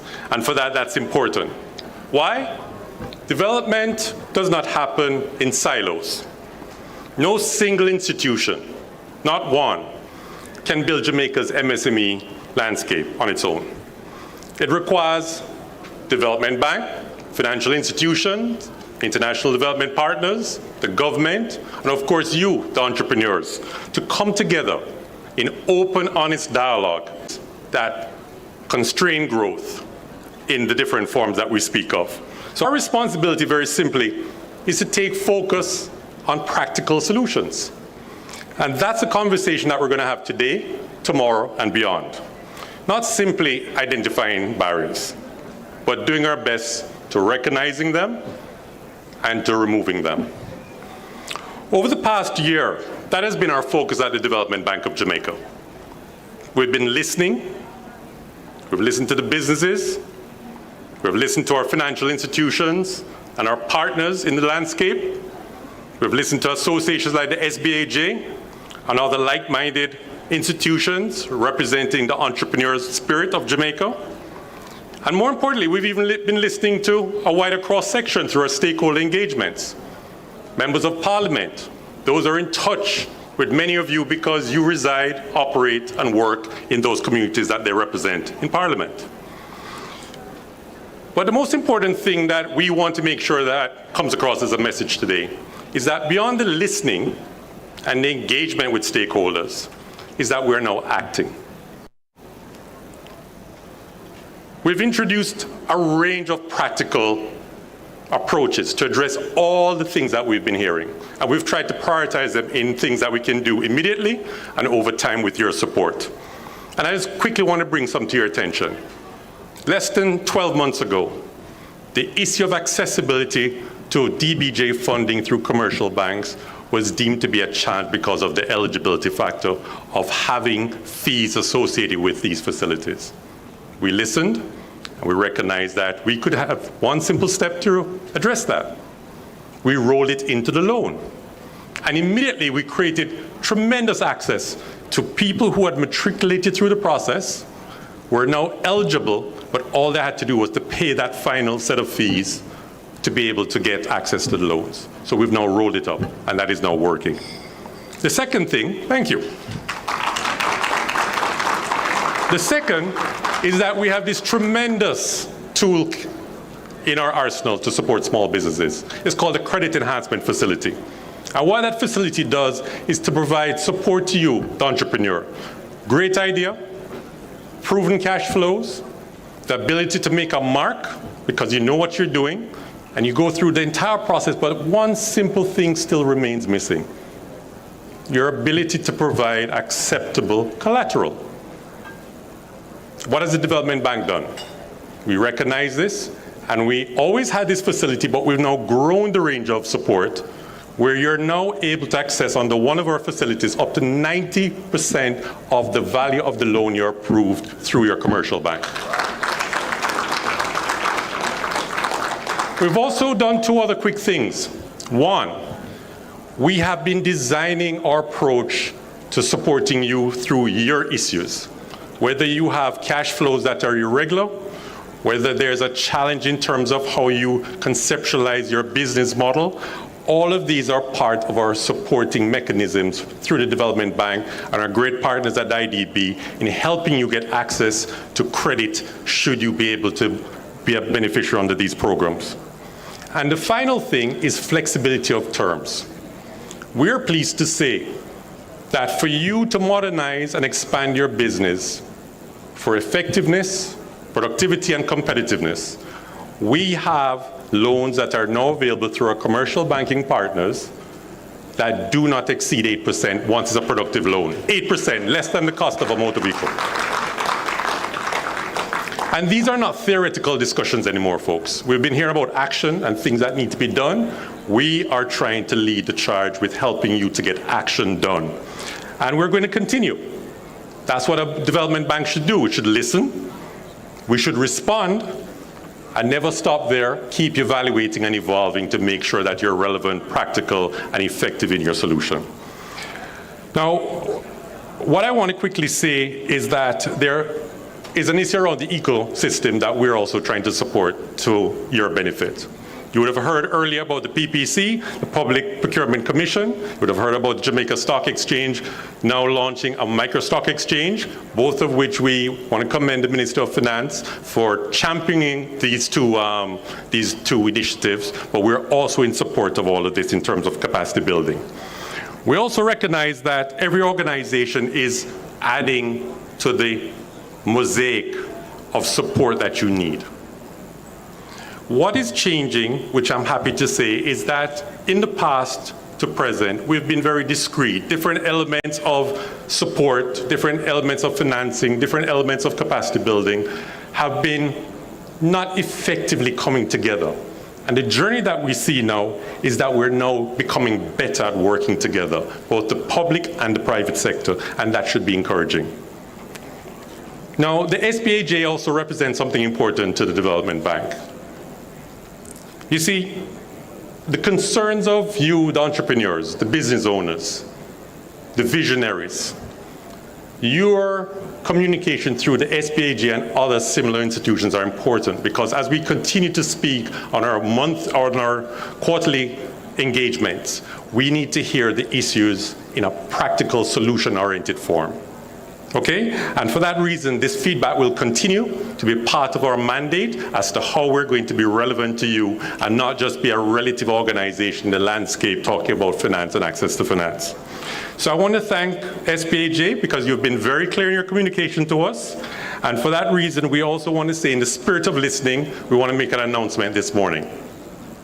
Today, we're pleased through this collaborative effort that I have been referencing to announce that Gemini Plus will be relaunched for you, the entrepreneurs, in capacity building very shortly. Demonstrates that we're now onto another path of potential success and inclusion. We want to make sure that more businesses become part of the formal system. We want to make sure that there are entrepreneurs who still have access challenges. We need to understand what those eligibility issues are so we can continue to design solutions around that. We know that there are many people that are still operating outside the formal economy and system because there are doubts and concerns around a range of things that we need to address. So we need to work through that are here represented today and your support through our dialogue. And to you, the entrepreneurs, let's get it done together. Thank you so much.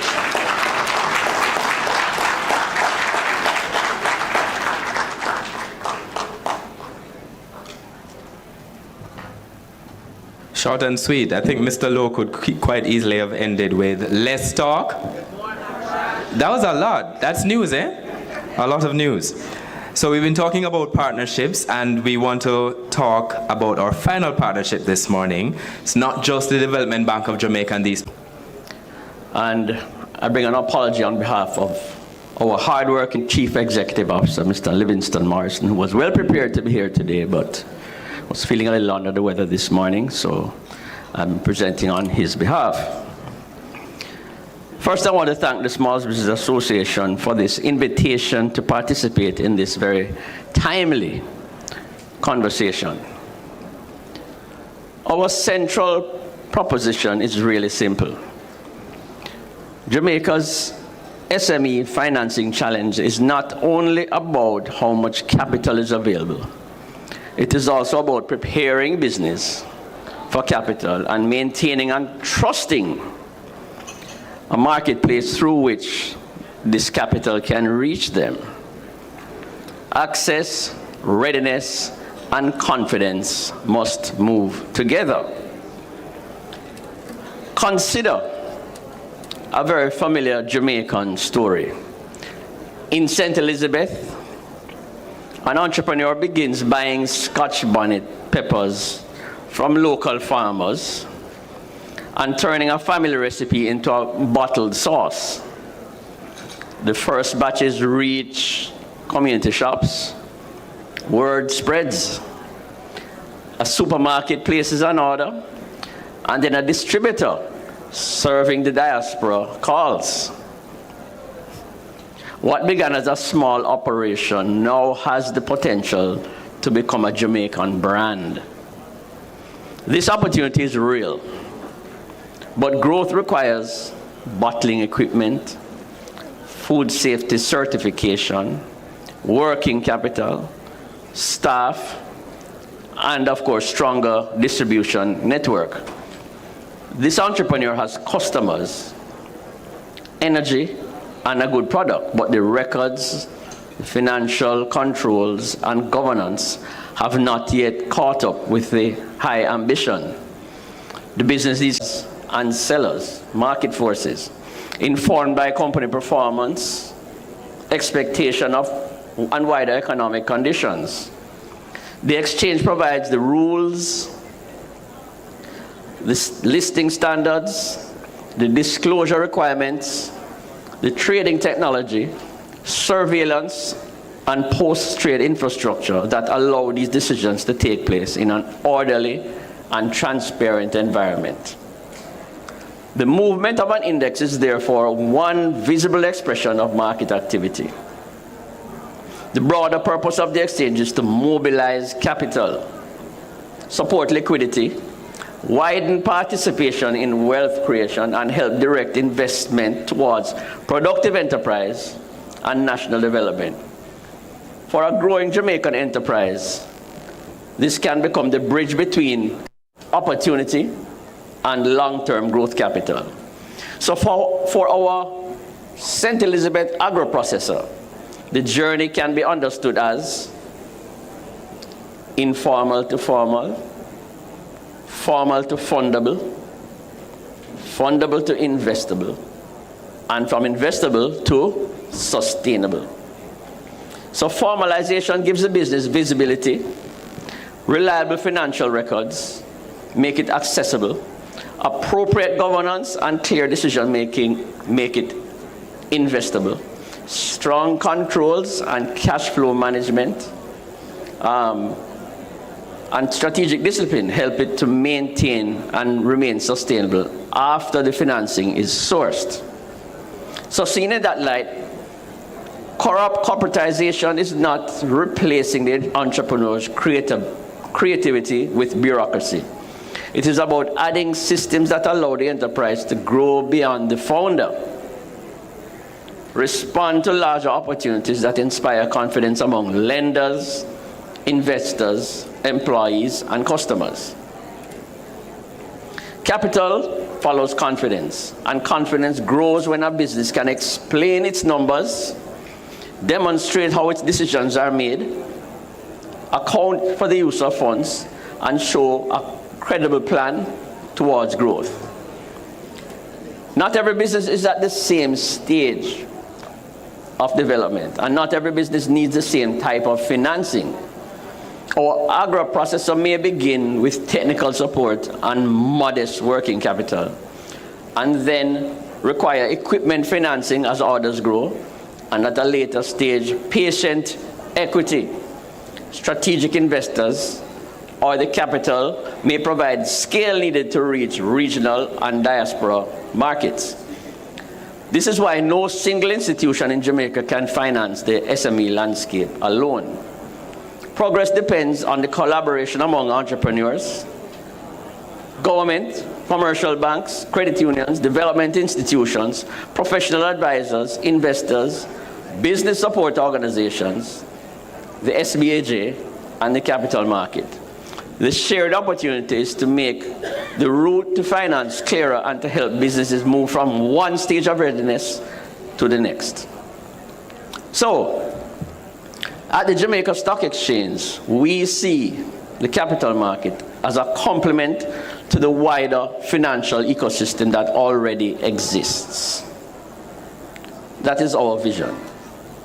Our role is to widen the range of credible options available as businesses mature, so that an enterprise with proven potential can connect with investors in a regulated environment and both can participate confidently. That purpose can be seen in the progress taken place across the JSE Group.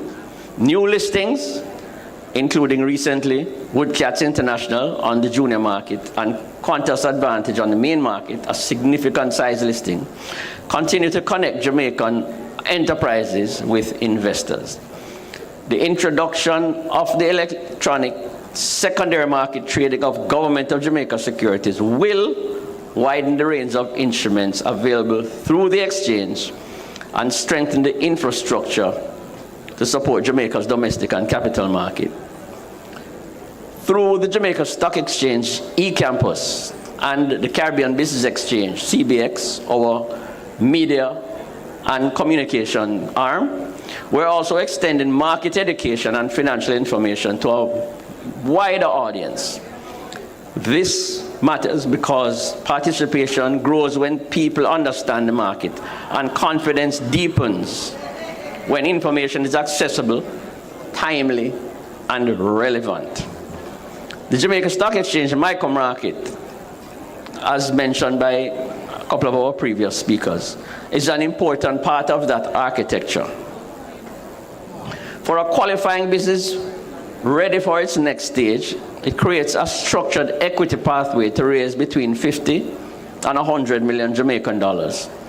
And through the Jamaica stock market sandbox, prospective issuers can build familiarity with reporting, governance, disclosure, and the responsibilities of operating as a public company before entering the live market. It is therefore not measured by only the capital issues. The micro market is designed to build confidence infrastructure around that capital with sponsors, mentors, and a pathway for businesses to progress towards the junior market as they mature and beyond. This brings us back to the central idea as I close. Access and readiness are two sides of the same development challenge. Businesses should not be left to navigate the challenge alone. The stronger our partnerships, more effectively we can connect education, preparation, financing, and market access into one coherent growth journey. For the SBAJ and the Jamaica Stock Exchange, this presents a practical opportunity to work together, to deepen financial and market education, strengthen referral pathways, identify businesses with the potential to scale and help build credible pipeline of finance-ready and investment-ready enterprises. The Jamaican company that lists tomorrow may be the enterprise now buying peppers from farmers in St. Elizabeth, filling its first supermarket order and preparing to serve the diaspora. Our task, therefore, is to ensure that its starting point does not limit the final destination. Let us build a financing landscape in which ambition can become enterprise, enterprise can earn confidence, and confidence can attract capital.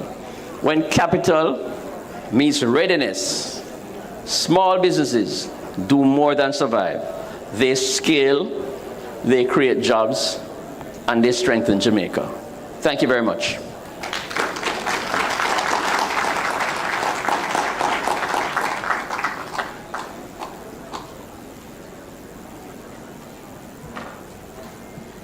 All right, thank you, Mr. Gooden.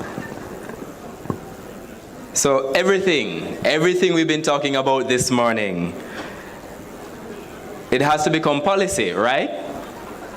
It has to become a budget line in somebody's budget. It has to become procurement rules, or it stays talk, it stays a speech.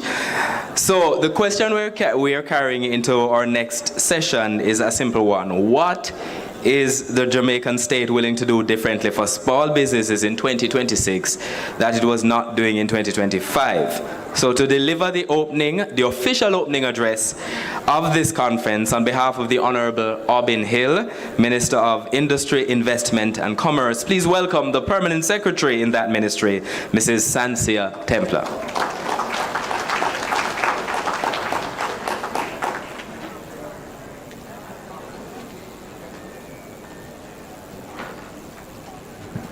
Thank you very much, Mr. Moderator. Good morning, everyone.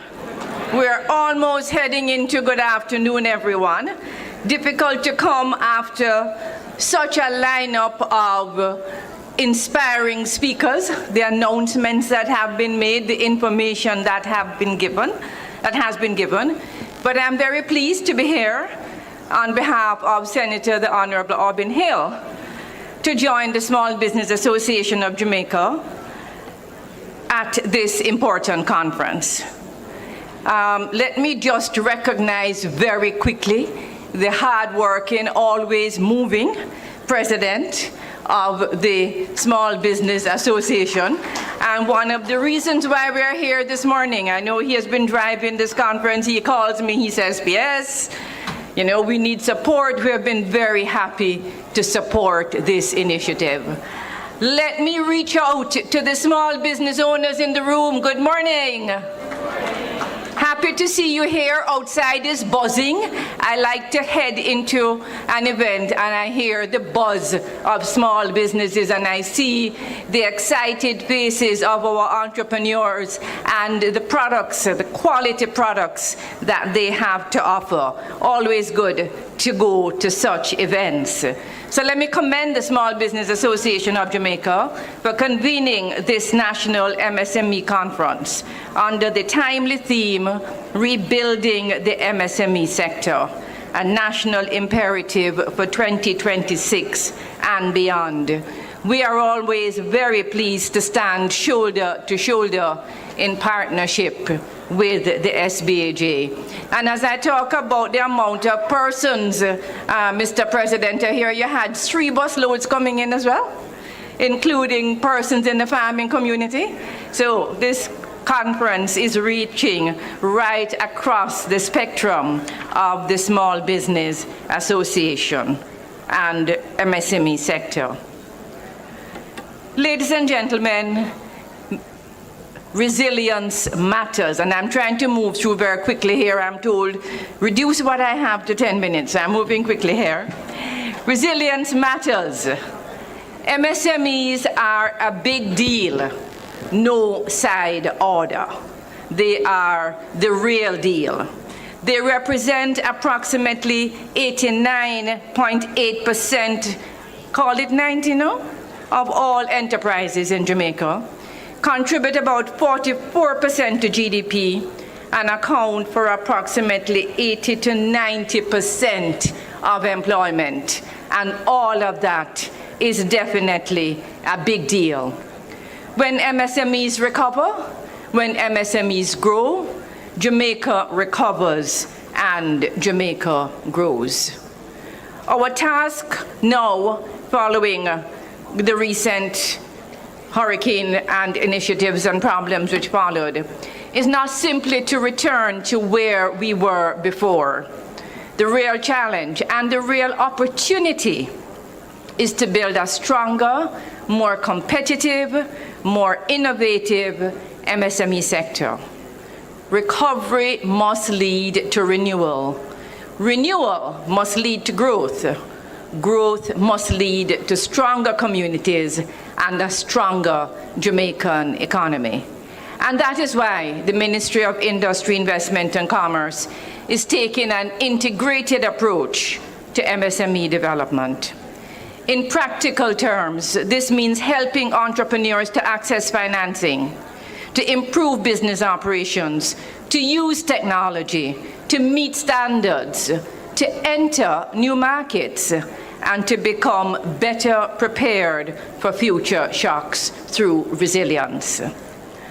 The revised MSME policy, which is going to be finalized and launched later this year, will support this direction by focusing not only on starting businesses, but on helping existing and emerging entrepreneurs become more productive, more competitive, more innovative, and better positioned to participate in local, regional, and international markets. The ministry and its 20 portfolio agencies are working to make business support more connected and easier to access. David Lowe spoke about the importance of that working together. Let me mention, for instance, the Jamaica Business Development Corporation, which takes firms from concept to market through strategic initiatives and targeted programs that focus on building resilience and unlocking meaningful business development capacity opportunities for Jamaican entrepreneurs. We have Mr. Harold Davis, the acting CEO, here with us this morning. You heard Dr. David Lowe speaking about the relaunch of the Gemini program and the capacity building that will be given under that program. I can tell you this morning that that is being powered by the Jamaica Business Development Corporation. We have the Companies Office of Jamaica here with us today. Companies Office of Jamaica is taking on the mindset of growth that would have been mentioned by our guest speaker this morning, the Honorable Michael Lee Chin. They're constantly improving the way that the company office does business every day. So now you can go out in the foyer, log online, and do your business with the Companies Office of Jamaica. And more technological solutions are being brought to the fore by that organization so that businesses can do their business with the government of Jamaica with ease. Bureau of Standards Jamaica, one of the premier organizations in the Ministry of Industry, Investment and Commerce, have been doing great improvements in how they offer their services, reducing their turnaround time, for instance, for laboratory testing from a high of 21 days down to 9 days, improving productivity. They're offering, ladies and gentlemen, a START program for MSMEs. So MSMEs in the room, if you're not a member of that START program, contact the BSJ, Bureau of Standards, the BSJ today. Under that program, they will provide you with standards to improve your business. They will assist you in terms of all of the manufacturing processes, how to make your business better and to help your business grow. JAMPRO is here with us. JAMPRO is working to connect MSMEs and businesses in general to the international markets, exporting, so that we can grow Jamaica's economy through exports. Trade Board Limited, another sponsor here of the BSJ, of the SBAJ's conference today, putting together programs online to make it easier to access information. The Export Academy and Export Jamaica Gateway, small businesses can now go online and research countries to see what products they import, to see whether their products that they are making are being imported into those countries, and to understand the requirements for those countries, how to take their products to market. A major lesson from the past year is that technology is no longer optional. And so I have to mention the Digital Jamaica program being undertaken by the JBDC, and I encourage you to ensure that you become a part of that program as you are taught how to use digital tools and how to adopt digital tools in your business to improve efficiency. Let me talk about upcoming events. We have been partnering with the Procurement Commission with respect to the roadshow for the set-aside program. We were with them 2 Fridays ago in Montego Bay.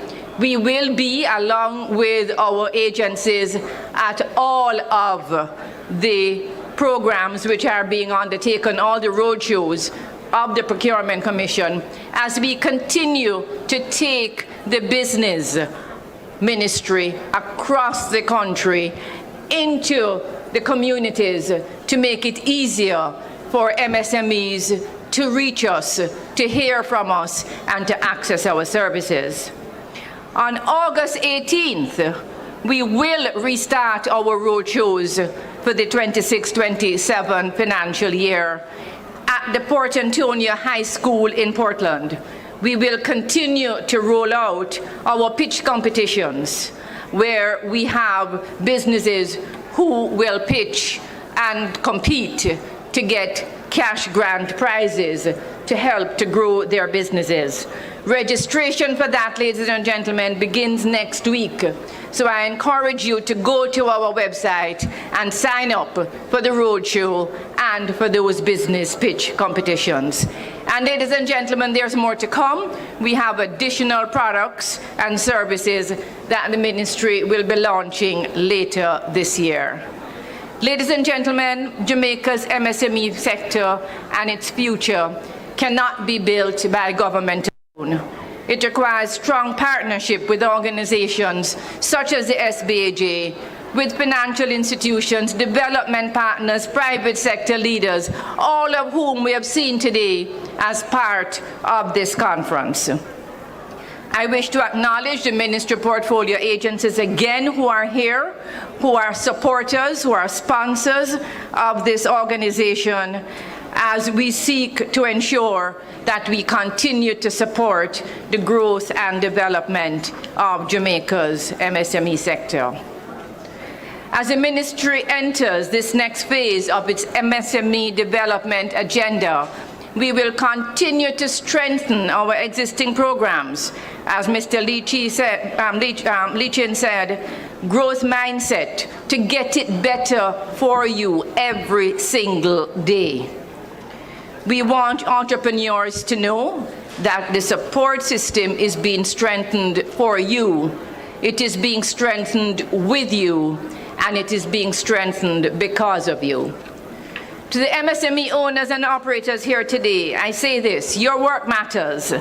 Every product you make, every service you provide, every person you employ, every young entrepreneur you inspire, and every community you strengthen contributes to national development. Let us therefore build with purpose. Let us embrace new tools, new markets, new partnerships, and new ways of doing business. Let us ensure that the lessons of the past year lead not only to recovery, but to a stronger, more resilient, more competitive MSME sector for 2026 and beyond. The Ministry of Industry, Investment and Commerce and its 20 agencies and departments remains committed to walking the journey with you as we foster an environment where MSMEs can start with confidence, grow with purpose, compete with strength. What lies ahead for Jamaica's MSMEs is transformational, an ecosystem that is more connected, more responsive, more ready to help to have businesses grow.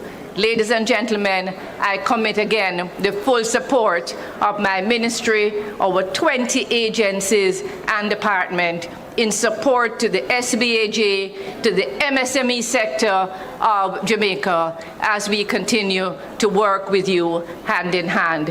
Have a fantastic rest of the day, a great conference. Thank you very much, ladies and gentlemen.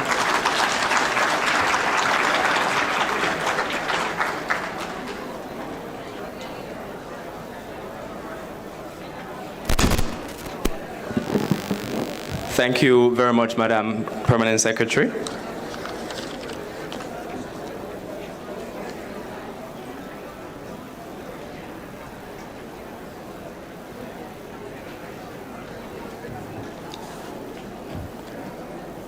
Right, so quick, there's someone we need to recognize. This is it's going to be in one of the sessions, in the final session in this afternoon. It's a young man, the son of Jamaican parents, his mother from Portland, his father from St. Anne, who grew up in the flats of North London and who left school with just 4 GCSEs. Colleges turned him away, So he begged his way in, and he paid for his own training by teaching karate and music in the evenings, carrying one line from his father: whatever you do, do it to the best of your ability. That young man earned an engineering degree and a master's. Remember, he was turned away from colleges. Qualified as a pilot and became the first person ever to win 2 Enterprising Young Brits Awards. First person ever. And today he builds renewable energy companies. He's featured in Forbes, and he's bringing solar manufacturing and STEM training home to young Jamaicans. Growth was never about where he started. It was about refusing to accept whenever he was told that he should stop. Remember his face? He's going to be on the stage this evening, this afternoon, closing the conference. But if he's here, I just want him to stand. Mr. Nathaniel Pete. It's a beautiful story. You'll be able to hear him in the final session this afternoon. And as well, just as we're headed to the break, a couple of housekeeping matters. We're going to be having a memorandum of understanding that's going to be taking place. That signing is going to be taking place in the afternoon.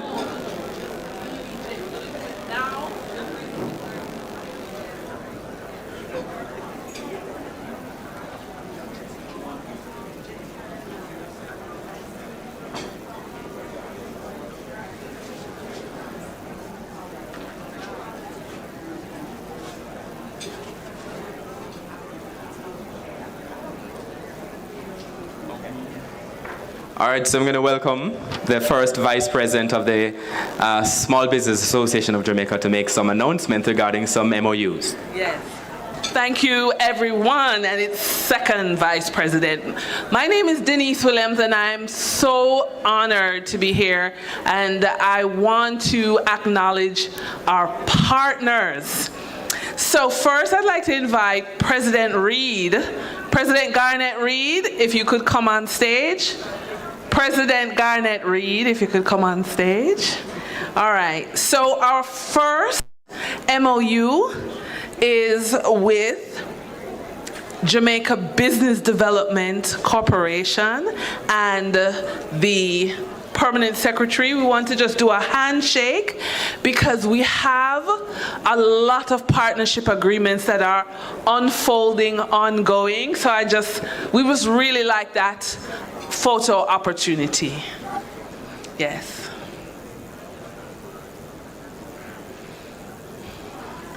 Yes? Yes, it's just a photo opportunity. Yeah. Yes. Thank you. All right. I'd like the president of the MSME Alliance to stand by. We have the president of YEA here. Yes? All right, thank you. All right, yes? Okay, thank you very much. All right, our partnership journey continues. We would like to invite Keith Collister. The Jamaica Chamber of Commerce has partnered with the Small Business Association. There will be some grant funding announced soon, and we're very grateful for Keith to stand in and shake hands. So this is another great photo opportunity. Well done. Yes, thank you. And our final MOU, President Antoinette of the MSME Alliance. She's just here. Okay, can we have Donovan Wignall to come up? And Ms. Williams of the Young Entrepreneurs Association, and our treasurer, Mr. Kevin Frick. And again, it's just a photo opportunity. Oh, so, yes, our secretary, sorry. Yes, sorry.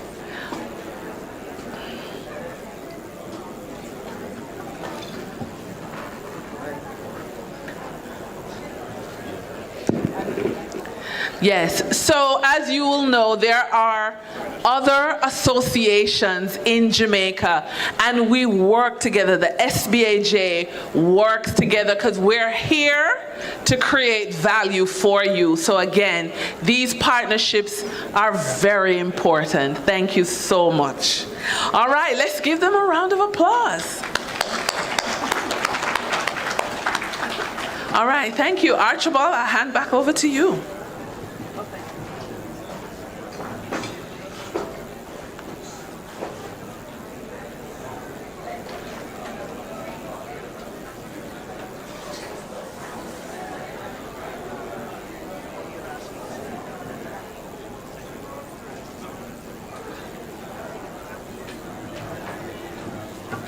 All right, and we are about to head to the break, but as we head to the break, I just want to acknowledge, first of all, our sponsors.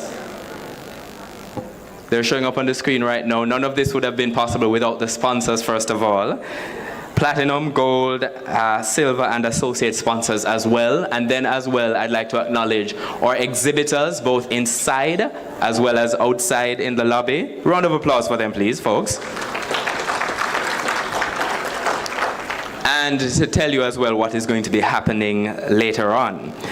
Now we're going to be having in the Legacy Suite, which is beside the poolside, we'll have an incubator and accelerator suite rather.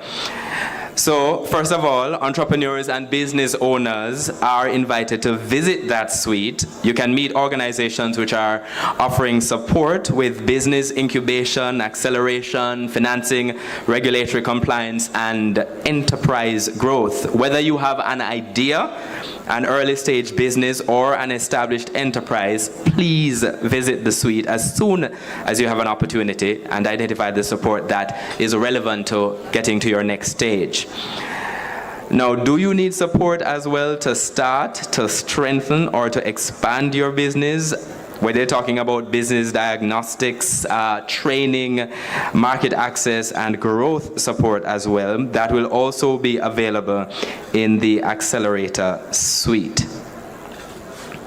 So again, we're going to be taking right now a 10-minute break. And after that 10-minute coffee break, we will continue with Second Vice President, Miss Denise Williams. That is it for me this morning. My name is Archibald Gordon. It has been my pleasure to be with you this morning as we seal things up, and let's see if you've been paying attention all morning. We ensure that we're doing less talk. No man, wait, this is how I'm leaving this morning. Less talk. One more time, less talk. Thank you, everyone. Have a wonderful coffee break and rest of the morning.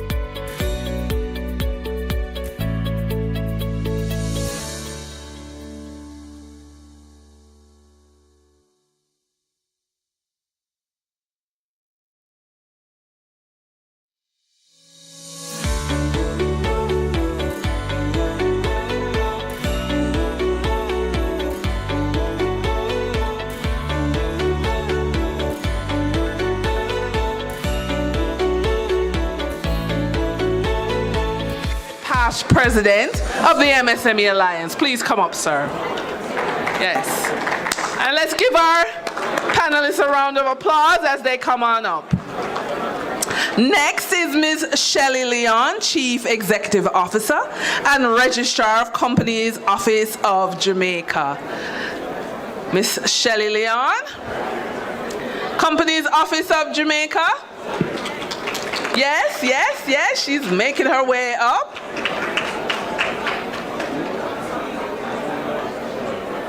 All right. Next is Mr. Ainsley H. Powell, Commissioner General and Executive Head, Tax Administration of Jamaica. Yes? Tax Administration of Jamaica, are you making your way forward? You know, if he doesn't turn up, no one pays taxes this year, right? Okay, nobody taking me on. Okay, Mr. Ricky Davis, CEO, Jamaica International Financial Services Authority. Yes, sir. This is the money man, you know. He watch it gone. Yes, let's give them a round of applause. And then Mr. Harold Davis, he'll play piano. No, sir. Acting Executive Director, Jamaica Business Development Corporation. All right, can we get everyone's attention, please?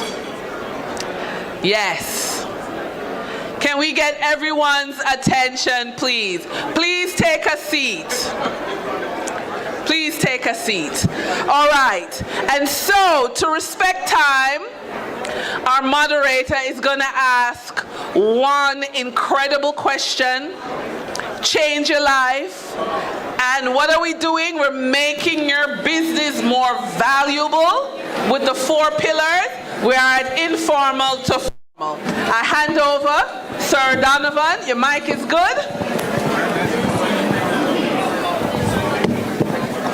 Check 1. Yes, I'm up and running. No. Hey. Yes? Okay. Ready to roll? Yes. All right, good afternoon, ladies and gentlemen, small businesses, dignitaries, and execs of the Small Business Association of Jamaica. So Ms. Leon is no stranger to the small business sector, to the business sector in general.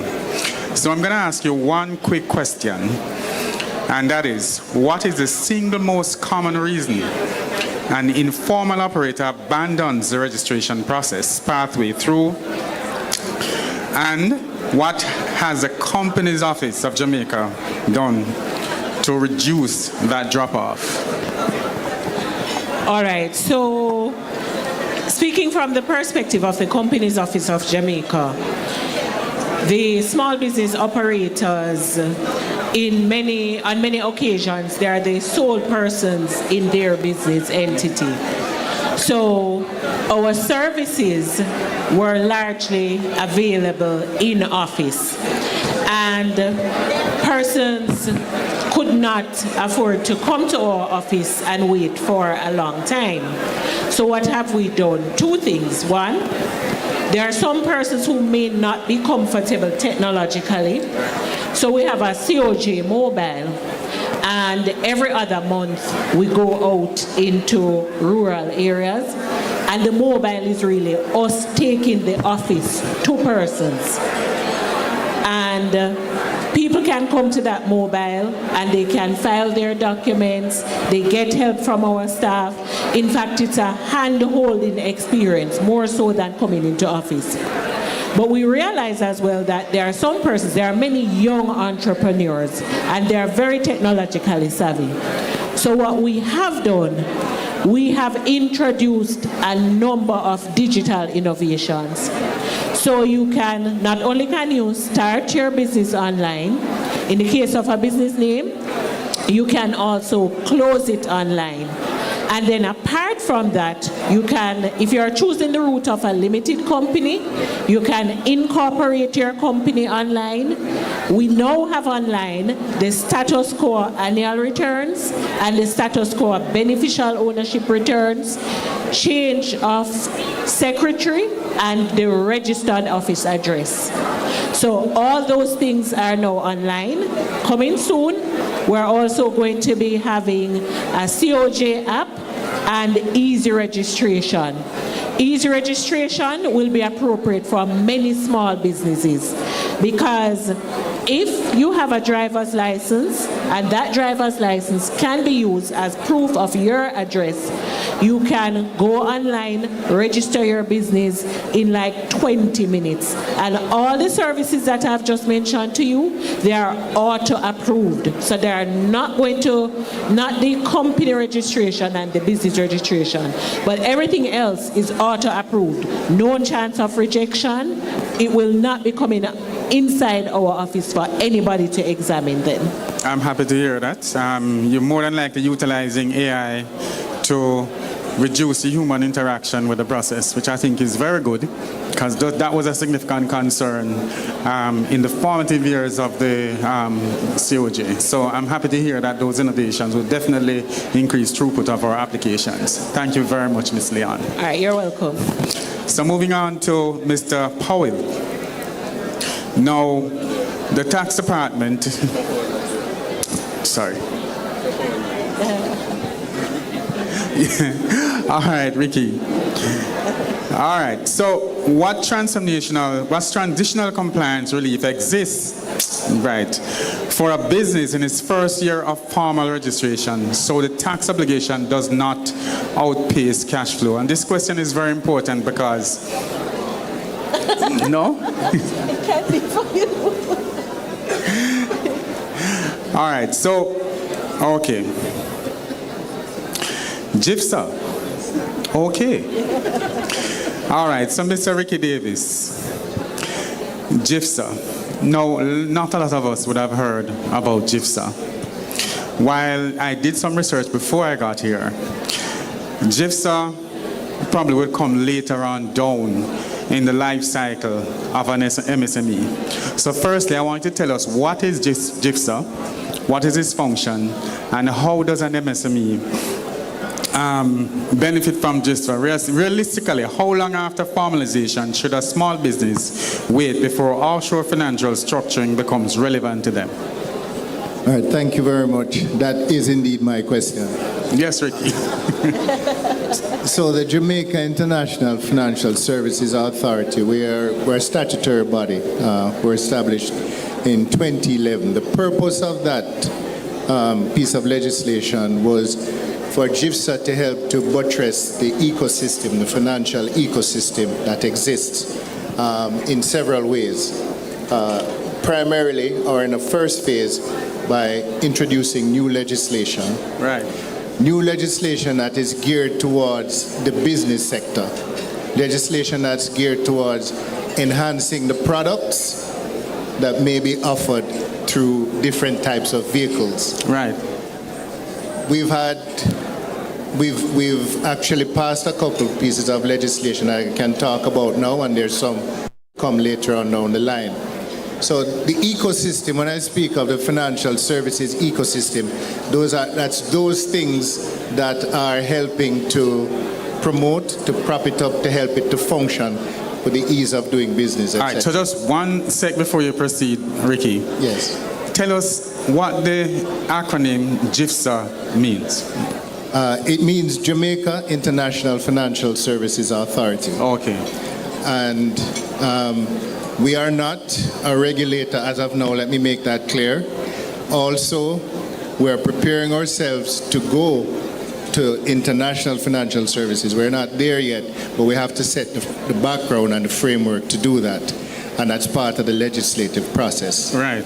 Now, in a nutshell, that's what GIFSA does. Some of the legislation that we've passed, which I think is important to mention at this point. Right. We've passed a Trust Act, which is a rather modern piece of legislation that may be used towards succession planning. Right. It's not just for the super wealthy and the super rich, but it's also for those who are mindful that they want to create something that they want to protect in the very long term. The chairman of my board is a Woolmer's old boy, and he'll be very happy for me to say this, that part of the appeal of a trust structure is its longevity. In about 3 years, Woolmer's will be 300 years old. And it's a trust. It's operated by a trust. So that is an example of how long, that's an example of the longevity of a trust. So we have a trust act. Recently, we passed the Segregated Accounts Companies Act, which is for segregated accounts. It's a little bit more sophisticated, but it segs into the question that you asked me. How far down the line does a small business become, will be involved with us? And let's face it, most major businesses started out as a small business.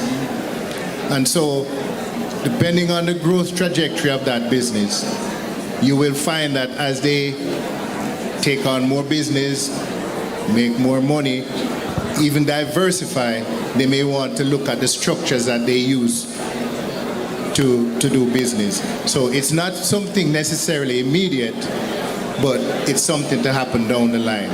And the last point I'll make on it is that in respect to the legislation, we are still working on, very closely with the Companies Office, I might add, in bringing other types of vehicles to Jamaica, such as LLCs, which are very popular for people doing business, both international. In fact, many Jamaicans have LLCs elsewhere, and so soon you'll be able to do an LLC here in Jamaica as well. All right, thank you very much, Ricky. I do bear a striking resemblance to Ainsley Pool. He does. All right. So, Mr. Davis, over to you. Now, you're no... Oh, Harold. Harold Davis. You're no stranger to the small business sector. You have been working at the JBDC for a number of years, and you have recently taken over this role, succeeding Ms. Valerie Vieira. And you are, as far as I'm seeing, very aptly filling those shoes. So, Mr. Davis, Harold, beyond the paperwork, what capacity building has to happen alongside registration for formalization to actually translate into growth? Absolutely. Thank you so much, Donovan, our recent past board director. Formalization for us is a process. It begins with the getting a business name or setting up a company or establishing a register at somewhere else. If you're a barber or a spa operator, you also need to register with the municipality and so on. But beyond that certification, beyond that registration, formalization for us at JBDC is a process that allows a business to be put in a position that they can grow, they can scale, they can earn money. And they can be profitable sustainably. So there is the capacity building that a JBDC offers that allows a business to do that, to structure, and to be able to be in a position to scale and eventually internationalize if that is what they want, that is what they wish to do. So it's important for you to understand when you're establishing a business what your business model looks like. For instance, where are your revenue streams? Where are the skills that you need to get to be able to infuse in the business for it to grow? What is your financial formalization looking like? For instance, the establishment of an independent bank account is an indication to a man like Errol at Exim Bank of financial formalization.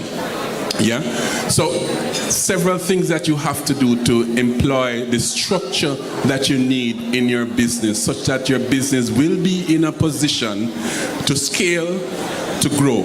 It's not only about registering with Mrs. Leon and her team. It's not only about that. That is where the journey begins. It really is about creating a business that is structurally sound, financially sound, tax compliant as well. Don't worry about the tax compliance, because if you're not operating within the tax threshold, if you're operating within the tax threshold, you're still tax compliant. To be able to position you in such a way that you are ready for growth and you're ready for sustainability. The difference, Donovan, between, let me tell you a quick statistic. The Global Entrepreneurship Monitor, when it used to be in Jamaica, housed at UTEC at the time, used to put Jamaica in the top 10 of the countries with the highest propensity for entrepreneurship, for starting a business. But we used to fall off considerably in the other statistic that speaks about sustainability of business and business growth. And what I'm saying to you guys is that the difference between that propensity to start a business and that abilities to sustain the business and grow the business rests on the structuring that you do with a business. And JBDC will help you to do that, help you to sort out your minimum viable product, help you to test your market, help you to sort out your business modeling, help you to access the appropriate financial product and things of that nature, help you to make sure that if you're in food business, for instance, you have the right certifications and formulations from a BSJ and a SRC, for instance, or from JBDC's lab, and so on. All of what your business needs, such that it will have a platform for growth. Well, thank you very much for that very, very extensive and enlightening response, Harold. And I'm sure the dialogue will continue between ourselves, you, and the small business sector. So thank you once again. So I'm going to ask one final question to all the panelists. And the question goes like this. With hurricane recovery still active for many members, how should an entrepreneur weigh formalization paperwork against more urgent survival needs this year? All right. So I'd start off with Ms. Shelley Leon to my right. All right. So basically, weighing formalization versus recovery. Well, so in my view, they both go hand in hand, because if a business wants to be resilient, so yes, you need to recover, but you want to recover and you want to be resilient, and formalization will help you. So we have many businesses. For example, there are national and international grants, etc.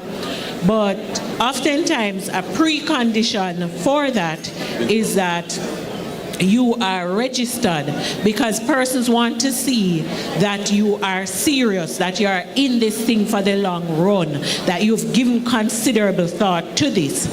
So it's a balancing act in the sense that you must maintain your formality, and what the government of Jamaica has done in some cases is to make it easier for that to happen. So you're aware that there were several waivers, etc. For the Companies Office of Jamaica, what we have done, for example, we have realized several of the entrepreneurs, they reach out to us afterwards to say, we lost our documents, we don't have anything left. So that's part of why we're introducing digital certificates, where persons are going to have a digital wallet. So all of their documentation will be in that wallet. And we're also building a system where there can be third-party verification of due diligence. So we're working with private and public sector partners that persons won't in future have to come to us to get certified copies of documents, but there will be a discrete network digitally where that can be done. So that's saving time and money. So in short, you have to balance the requirements that are a consequence of your formalization with recovery because it assists you. So that's my view. All right, so Ricky Davis, I'm going to switch your question a little bit. I don't know if that's fair. But this one I think you'll be quite able to respond to. I know that GIFSA has a lot to do with offshore banking, right? So tell us a little bit more about GIFSA, where we can find information, website, etc. Sure. So offshore banking is something else completely. But we're talking about financial services. Right. So that to be the services that assist with setting up businesses that may do business in Jamaica or may do internationally. Right. Or for even international persons internationally investing in Jamaica. Right. So to get more information on GIFSA, we recently, and I thank you very much for allowing me this plug, we recently launched our website. Right. So you can go on our website, and on our website we have information relating to the different pieces of legislation, gives you some background on GIFSA. So we also have to look at what are the trends that are going on in the financial services space. Digitization is something that you cannot escape. Absolutely. And it is something that we must address because assets, Jamaica is working assiduously on what is called a virtual asset service provider piece of legislation so that we can do that.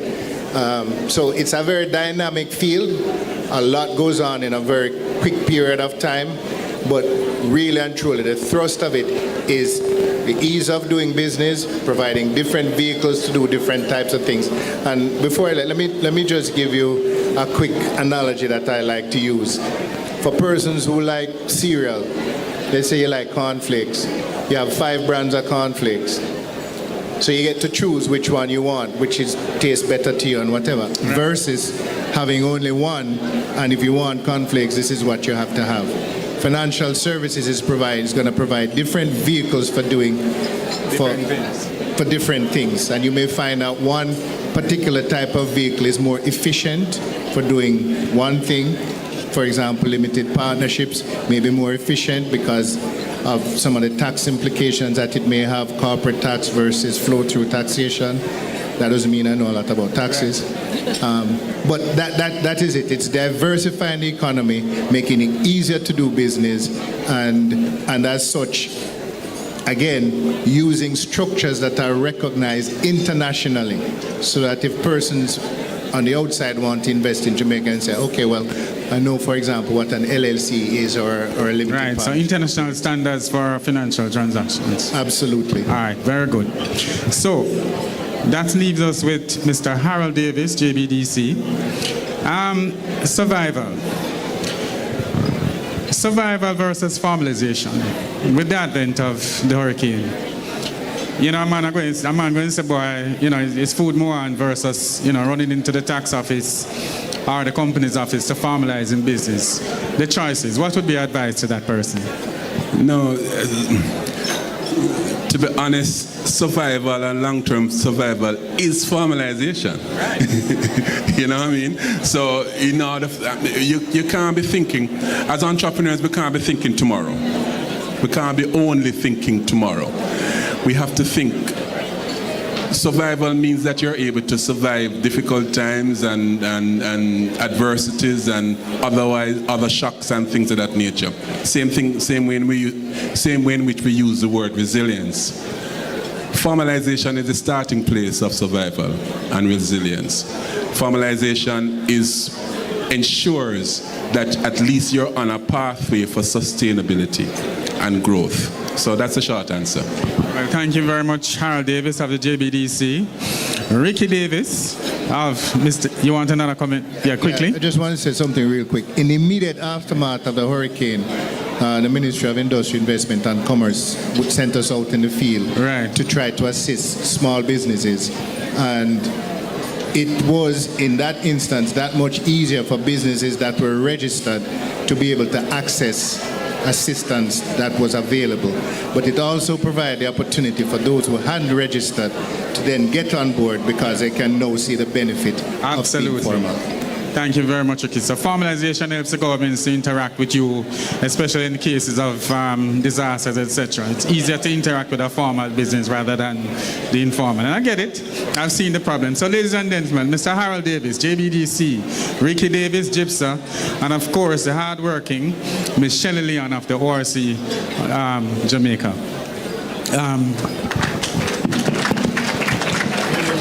Madam Chair.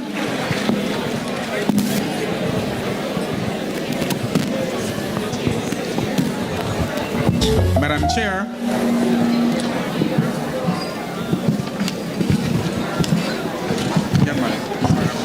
No worries.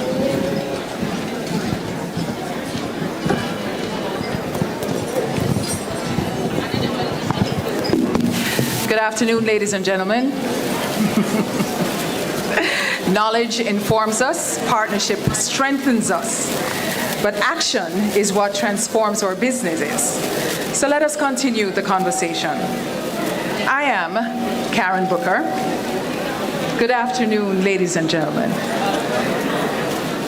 I'm an entrepreneur, an interior designer, media personality, business strategist, and proud advocate for the growth and advancement of Jamaica's entrepreneurial community. As founder and principal designer of the Karen Booker Design Group and the creative force behind the design, spent more than 2 decades helping businesses and organizations transform their spaces, strengthen their brands, and create environments that inspire growth and innovation. It is therefore a tremendous honor to join the Small Business Association of Jamaica today in facilitating our conference as we collectively explore practical solutions for strengthening Jamaica's micro, small, and medium enterprise sector. Thank you for being here, and I so look forward to an engaging and productive day. So, ladies and gentlemen, as we continue our journey of empowering Jamaica's entrepreneurs, we've explored the importance of transitioning from the informal economy to the formal economy in terms of sustainable and structured enterprises.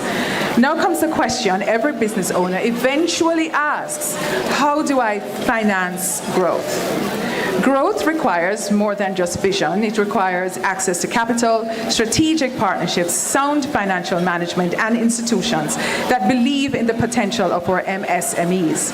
The next session brings together some of Jamaica's leading financial institutions and experts, all committed to helping entrepreneurs move from simply surviving to thriving.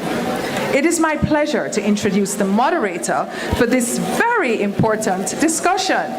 Our moderator is none other than Miss Denise Williams, Second Vice President of the Small Business Association of Jamaica and Financial Communications Consultant at Financially Focused, with her extensive expertise in financial literacy, business development, and strategic communications. She is passionate about equipping entrepreneurs with the knowledge and confidence to making informed financial decisions. Please join me in warmly welcoming Ms. Denise Williams to the podium. Ladies and gentlemen, I just having lunch now and so on, but if we could kind of keep the noise level down a little bit so that our audience can hear what is going on. So working alongside Ms. Williams is an outstanding panel of industry leaders. Please welcome Ms. Joycelyn Rowe, Branch Manager at NCB Halfway Tree, who will deliver a presentation on NCB credit card solutions and practical financial options for businesses. Representatives from CIBC who will share valuable insights into MSME financial applications and programs designed to support business growth. Ms. Nicola Speed, Manager of SME Banking at Sagicor Bank, whose work focuses on helping entrepreneurs access tailored banking solutions for expansion and sustainability.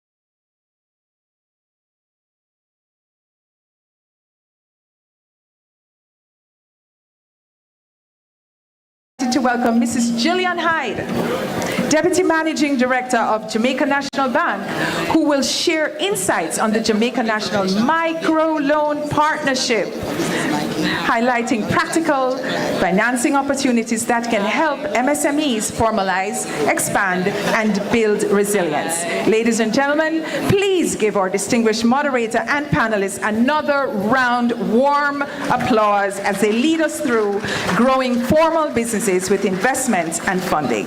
Mrs. Denise Williams, the floor is yours. Thank you very much. Okay, let me see. Mike, yes, thank you very much. I want everyone in the room to take note of this panel. This is the money panel, right?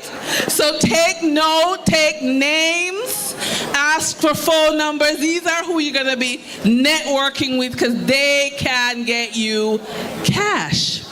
So we are in the formal to funding section of the conference. So we presume that you and Miss Shelley Leon has had a conversation and you are a registered company. And now that you're a registered company, I'm going to ask you a question. How are you making that registered company more valuable? I'm not asking you if you've had more sales. I'm not asking you if you're hiring anybody. We're talking about making your business valuable. Are you building a business that will sustain you and then the next generation? That's the question. So I don't want you to think about funding as a one-off thing. You have a bill to pay, you want to buy a piece of equipment, and you just need some cash. I want you to think about making your business valuable. It's an asset. And that's what we're going to talk to this panel about. So we're going to just go down the line. You have a mic beside you. Yeah? And I have the first question. I'm going to give everybody the same question. And you have like 60 seconds to answer, right? Okay. How does your product or service help a business owner to make their business more valuable? And what does value mean for your brand? There you go. All right, thank you. Please introduce yourself. All right, thank you. Good afternoon, everyone. I am Joycelyn Rowe, Branch Manager, NCB Halfway Tree. So in answering your question, and today I'm going to speak about our SME Growth Fund initiative. 60 seconds. Yes, 60 seconds. So that initiative is really a $2 billion fund that we have for MSMEs to help you to build your business. And we started this fund initially because Hurricane Melissa has been almost 1 year. We have some businesses that have gone under, we have some that are now struggling, and we have some that have triumphed. So our initiative is really to help you take your business to the next level. We will help you to retool your business, to put stock in your business, and to help your business to excel. All right, thank you. Next. Good afternoon, everyone. I am Anita Cross. I am with NCB. I'm a product and portfolio manager.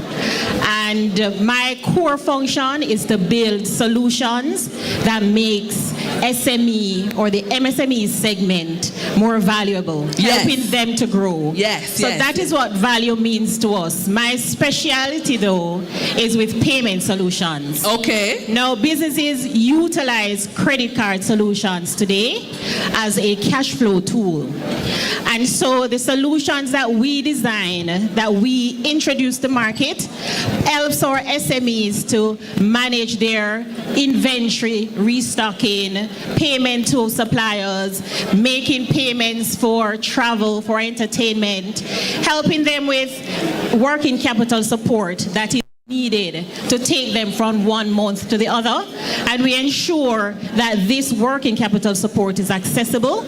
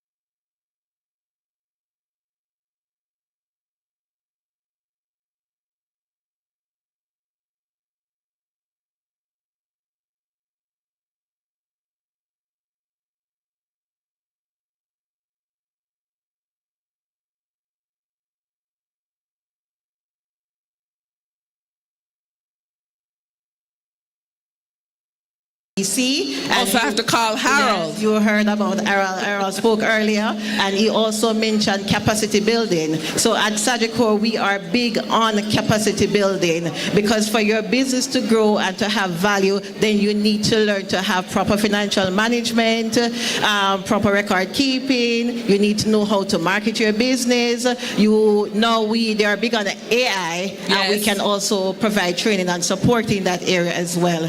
And also we have excellent electronic solutions for businesses. If you come to our booth, you can see where we have our point-of-sale machines, and we have a machine that can cater to every single SME in this room. That's the value that we had at Sagicor Bank. Thank you. All right, next, introduce yourself. Good afternoon, everyone. I'm Kadeen Johnson, Assistant Manager for Business Banking at Barita Merchant Bank. At Barita Merchant Bank, we're very passionate. We're very passionate about democratizing wealth. And for the MSMEs, we offer solutions to you to assist you in working capital support, in building out your business. We also provide advisory services. And so once you come to us, we want to know what your vision is, and we want to support you. And as a group, the Barita Financial Group, we have many different products and services that we use to support your business and add value. Okay, thank you. Sir, yes, the thorn among roses, I don't know. Thank you. All right, how does First Global Bank help a business to help their owner become business to become more valuable? All right, so good afternoon, everyone, and thanks for having us. I think you want here. The mic is low, here. No, man. Can you hear me now? Okay. All right, so thanks again for having us, and we look forward to interacting with you. 3 or 4 business banking executives are to the back, so you can interact with them throughout the seminar. But one of the ways that we have thought about making things valuable for you, the entrepreneurs, is that First Global has thought about it from your perspective. So we have moved away from just banking trying to take a square peg, fit into a round hole. What do we mean by that? For example, you need a corporate or a business credit card. No longer have we locked it into a debt service ratio or the standards that the bank use only. What we have said is, what do you have? Show us what you have, and we're going to make it happen for you. So therefore, you can take your current account, the flows that have gone through your current account, and based on those flows for 1 year, we'll use your operating flows to determine your limit. So it is your capacity that determines your limit, not First Global Bank. Okay, I like that. Coming back to you, all right. Please introduce yourself. 67.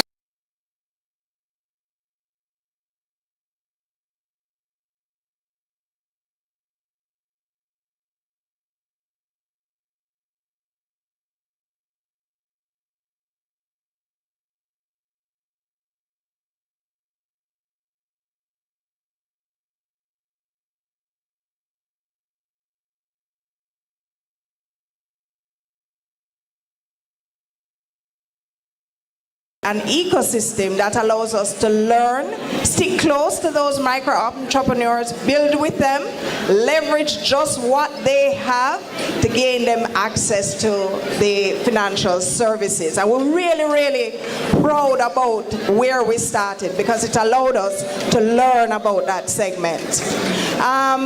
We have recently incorporated that business into our bigger commercial bank to enable us now to provide greater financial products and services to the business community, while expanding our support now to the small, medium, large, and corporates. So JN Bank, our value is to the entire ecosystem from micro all the way up. And so our underwriting, our onboarding is tailored to facilitate persons along the full. All right, fantastic. So, all right, so let's play a little. We're going to do a little scenario playing. First of all, raise your hand if you have credit cards for small businesses that earn less than $200,000 a month. Who can give a credit card? Yeah, less than 200. 1, 2, 3. All right, great. someone in this room has a home health care business and they want to get a mortgage to buy a property to turn into a nursing home, okay? So we're gonna give, that's the scenario, right? So we do home health care. We want to turn it into a nursing home, so instead of just visiting homes, we have a location. I'm gonna run through the room. You're gonna give me one way that you can help that small business. You go. Just one way. So if once the person is purchasing whether a residential or a commercial property to start that business, yes, we can assist. Okay. So how? So in terms of how our assessment is done, what's the product? What's the product? So we have different products. Right. So we have the commercial mortgage, we have the residential mortgage, we have the home equity loan. All right. So we have different products that will fit that particular person or entity to get them to the next level. Okay, you are credit cards. How can the credit card assist this person turning home health care into a residential nursing home? So they will need to purchase items for the home. Yes. They will need, they may be purchasing these items from suppliers overseas. Right. They will also need to pay their utility bills. Right. Your business credit card can do that. Okay. Right? You will also need to collect payments for the services that you're offering. Right. At NCB, we can bundle those solutions for you, right? Okay. And for what we call startup entities, those solutions can be pre-approved.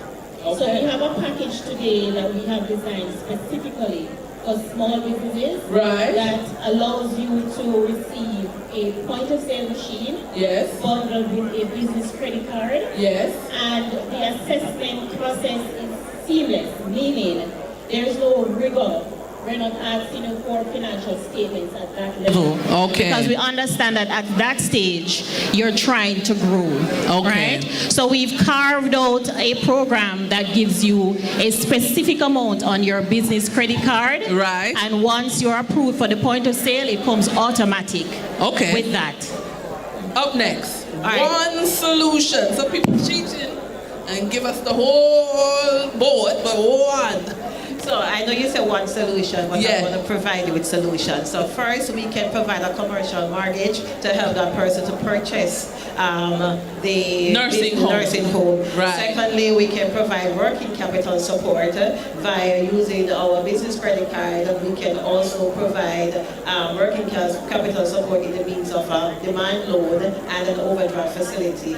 Also, we can provide training and support for that person to help them to grow, develop, and run that business as well. And clients who need to pay using a debit or credit card, so we can provide a point-of-sale machine as well.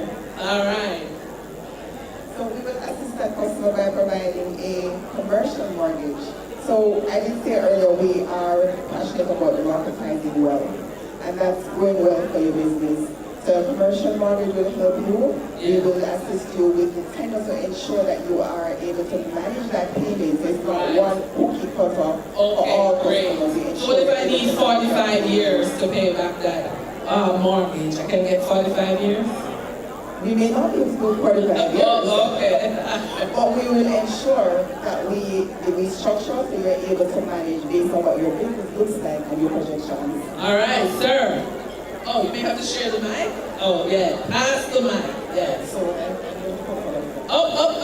So, naturally, all the products are different, but one of the things that I'm going to say that we have done differently yes. is that first and foremost, we have to understand the business.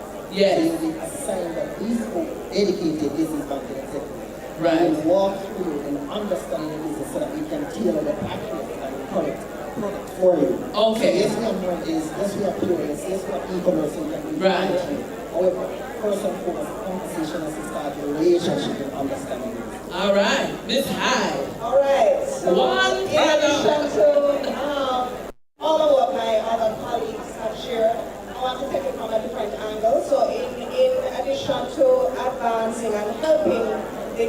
want to acquire the asset itself, we also want to add value to the customers that she's designing her whole program for.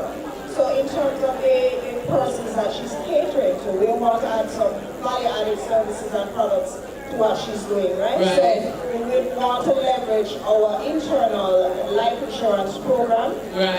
You give life insurance to persons in a nursing home?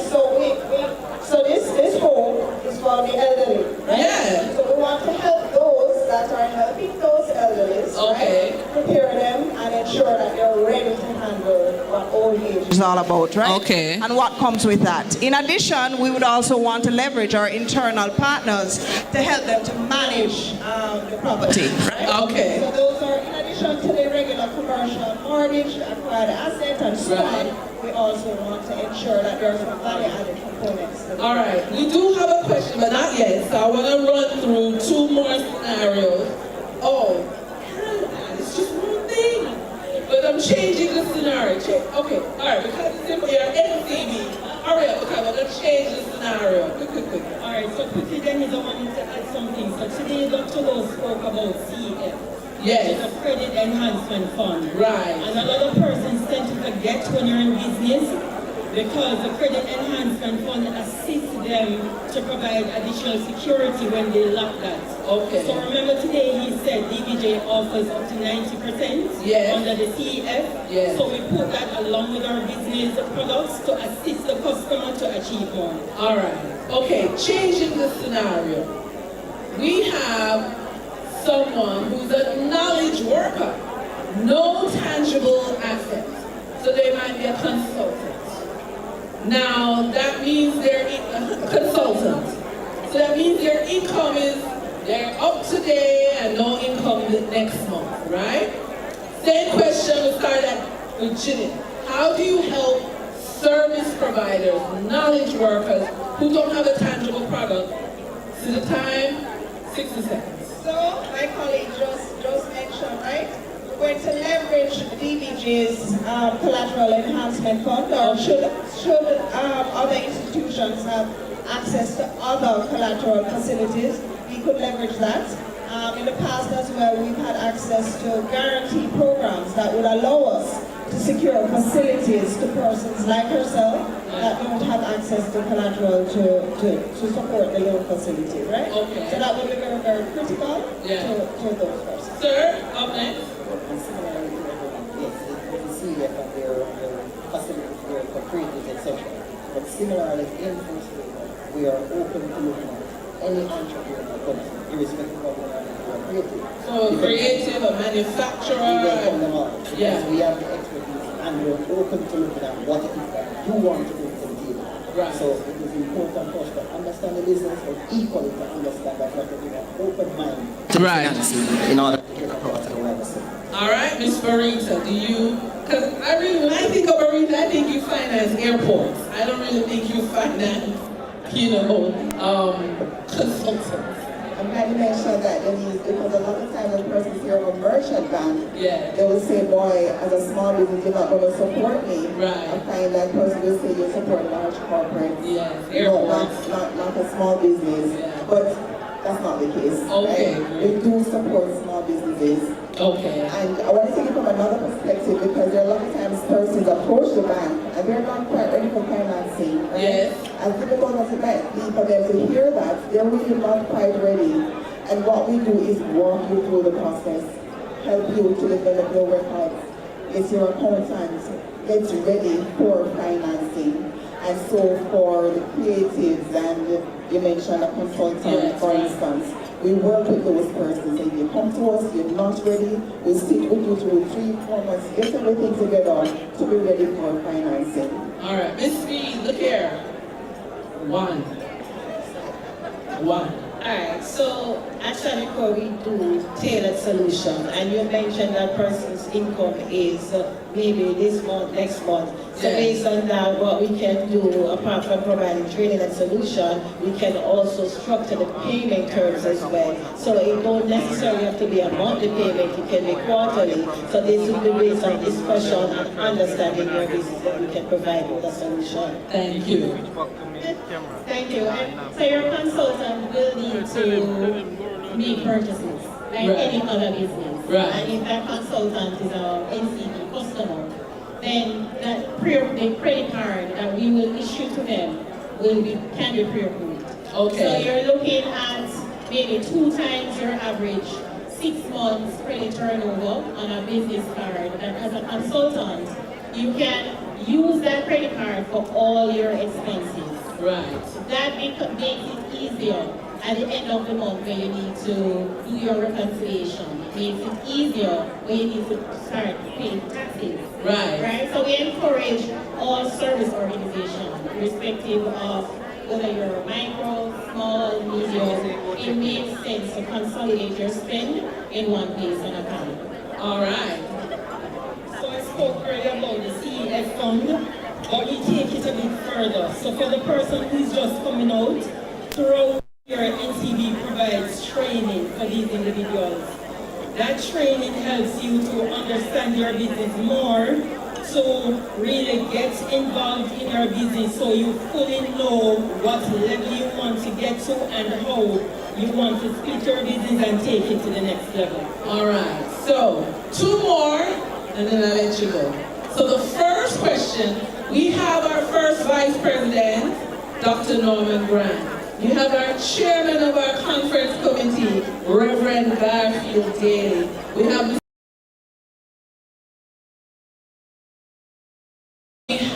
Ms. Zara, who is a consultant, yes, and one of our rising stars at SBAJ. We have all of these people who a lot of persons come to for help and advice, and how do they get more from their business. So my question is, for any of these SBAJ persons, would you be open, or how could someone who is in this room get in touch with you to say, listen, I really don't know if I'm ready or not, but I would like to talk.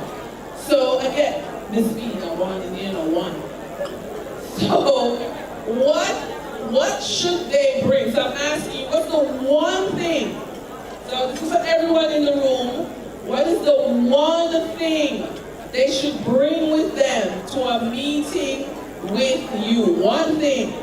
What are they bringing? Your business registration is very important. So bring the business registration documents. The same. Business registration. The speed. They just need to come. They don't need any Nothing. documents. Just come and talk to us, and then we can take it from there. Miss Marisa. Just show. Just show up. Empty-handed. Just show. You know what to test you. If you already have financial statements, take it with you. Okay, all right. Sir, first global. Just show. Just empty hand. You know I'm going to test all of you. I'm coming to your office, You're right. So you can start right. I'm coming to your office. Right. I want everybody to hear. You don't need. She said 2 business registrations. So NCB needs your business registration. Everybody else has just turned up. Ms. Hyde. Because we start from the micro, guys, you're coming in with your idea. You're coming in with what you want to do. Okay. What you're doing or what you want to do. I'm testing you, not joking. All right. So President Reed is not here, but if President Reed was in the room, and maybe Chairman Garfield Daly might come. I'm putting you on the spot, Big embarrassment if you don't give me what I want. We want a SBAJ branded business card for our members. Can we have a meeting about that? That's for me, right? Definitely. I'm open. I know that's for me. Okay, that's for the conversation. All right, have you open? Let's have the speed. Yes, because we're going like a partnership. It's just for you to come there and a discussion, and we can see what we can work on. So it's a discussion and we can take it from there, but it's possible because it's possible like a partnership. All right. Marisa doesn't do credit cards. Okay, you do airports, but not credit cards. You're open.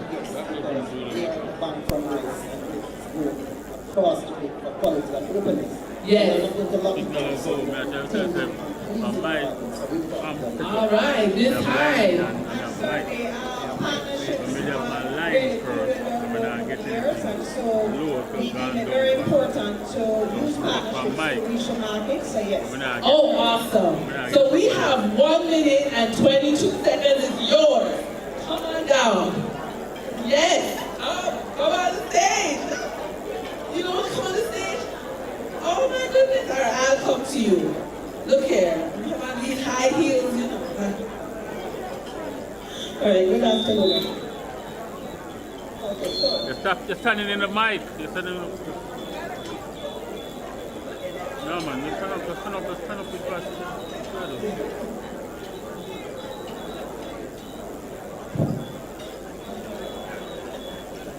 Okay, good afternoon, everyone.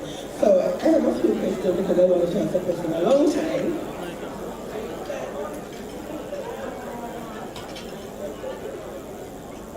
So I'm going to start my first question because my first scenario, you mentioned the first scenario that you mentioned was actually one of my businesses. So my business is called Anytime Home Care. I do look after the elderly, and I would like a building to do that. And I'd like to ask MCB, you said your card is a point of sale machine, only with, the credit card. All we need basically is for financial statement. No. What makes it approved? You said it have to be approved, but what is the approved? The criteria, what do we need to bring to you so that we can be approved for this? So, I never like to just answer on the spot because we like to have the conversation to understand your business.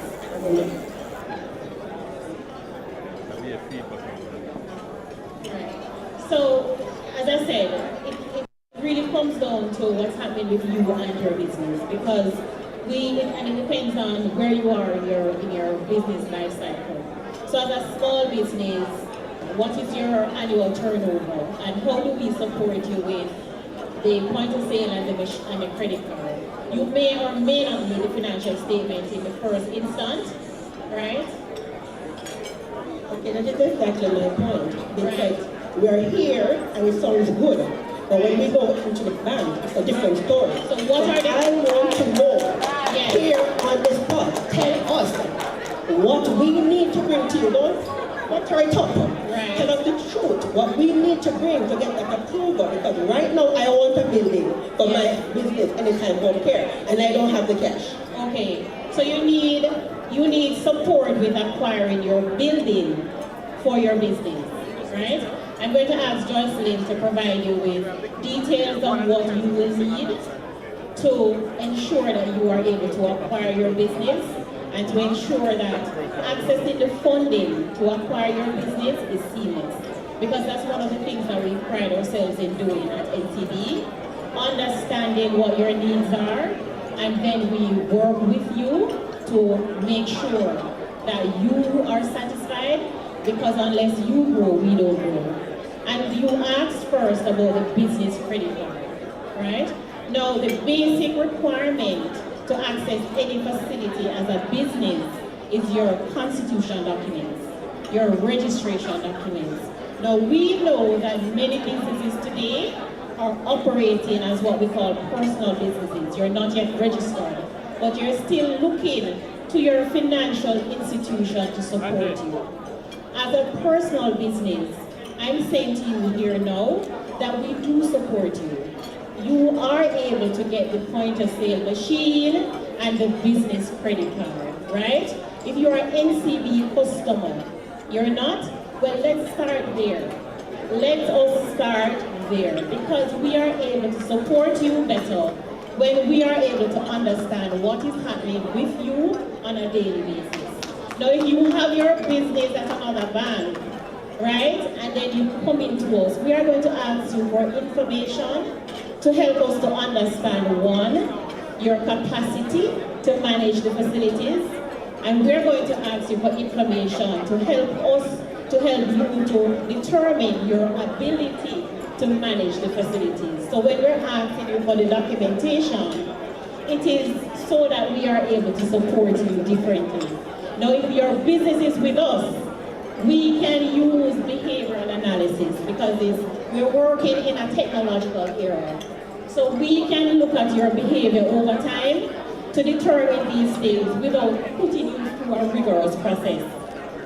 So we're not trying to pretty it up, right? We are trying to get the word out, right? That we want to bank you differently. And we want to support you the way you need to be supported. All right, thank you. All right, so this has been a very robust panel discussion. And what have we taken away? You need your business registration documents to get things started. So Miss Shelly Leon is your new best friend. She's your business bestie. Yes, yes, yes. Okay, you need it. The second thing, we have heard at least 2 of our partners say that your deposit history will be used as part of the approval process. So that's the second thing. So you're getting your business registration documents, you're having the money go through your business or your bank account on a regular basis for behavior analytics, yes? But you know what we heard from one person who broke all the rules is Miss Speed. And she talked about developing the entrepreneur, get business training. So guess who your other bestie is, other than Miss Speed, she's one of your besties, is Harold Davis. He's also a business bestie because JBDC does entrepreneurship development and training, okay? Now, Mr. Garnet Reed, president of the SBAJ, just came in. All of our panelists have made a commitment to begin the conversation, to have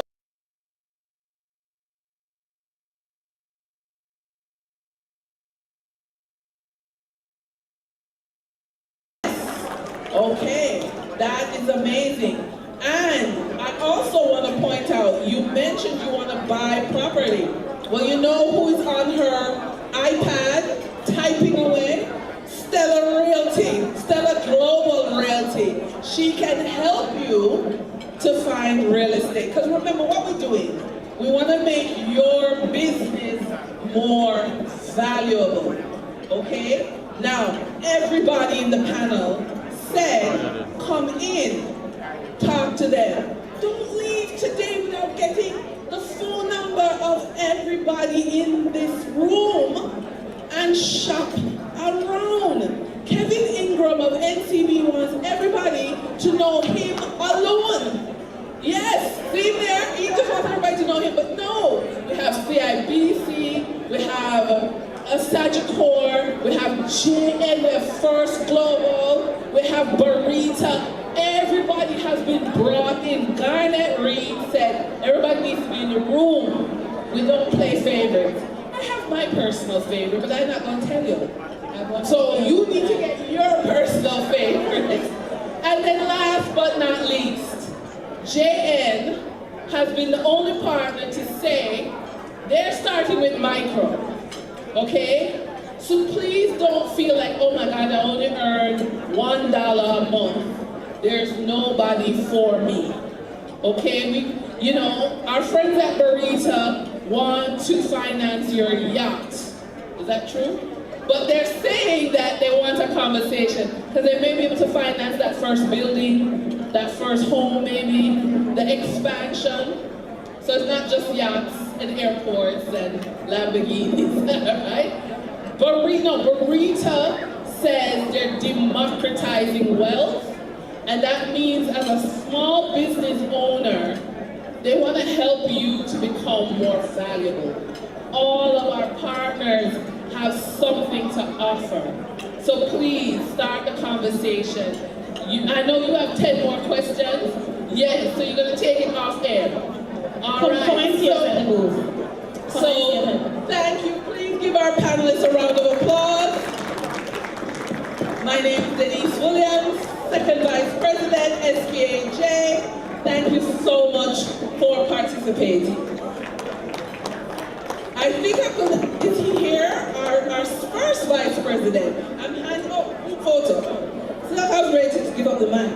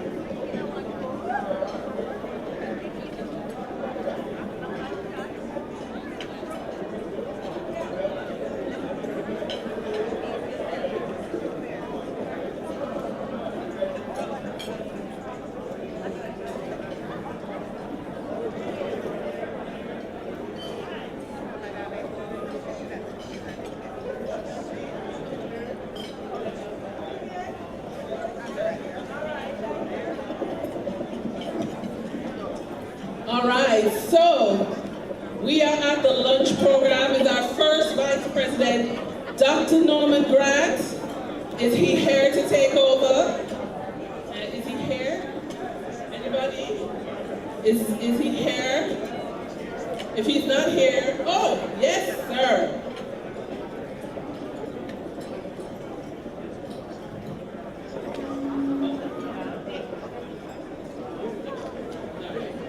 I now hand over to our first Vice President. He's going to talk to us about a little bit about coffee or something else. I'm not sure.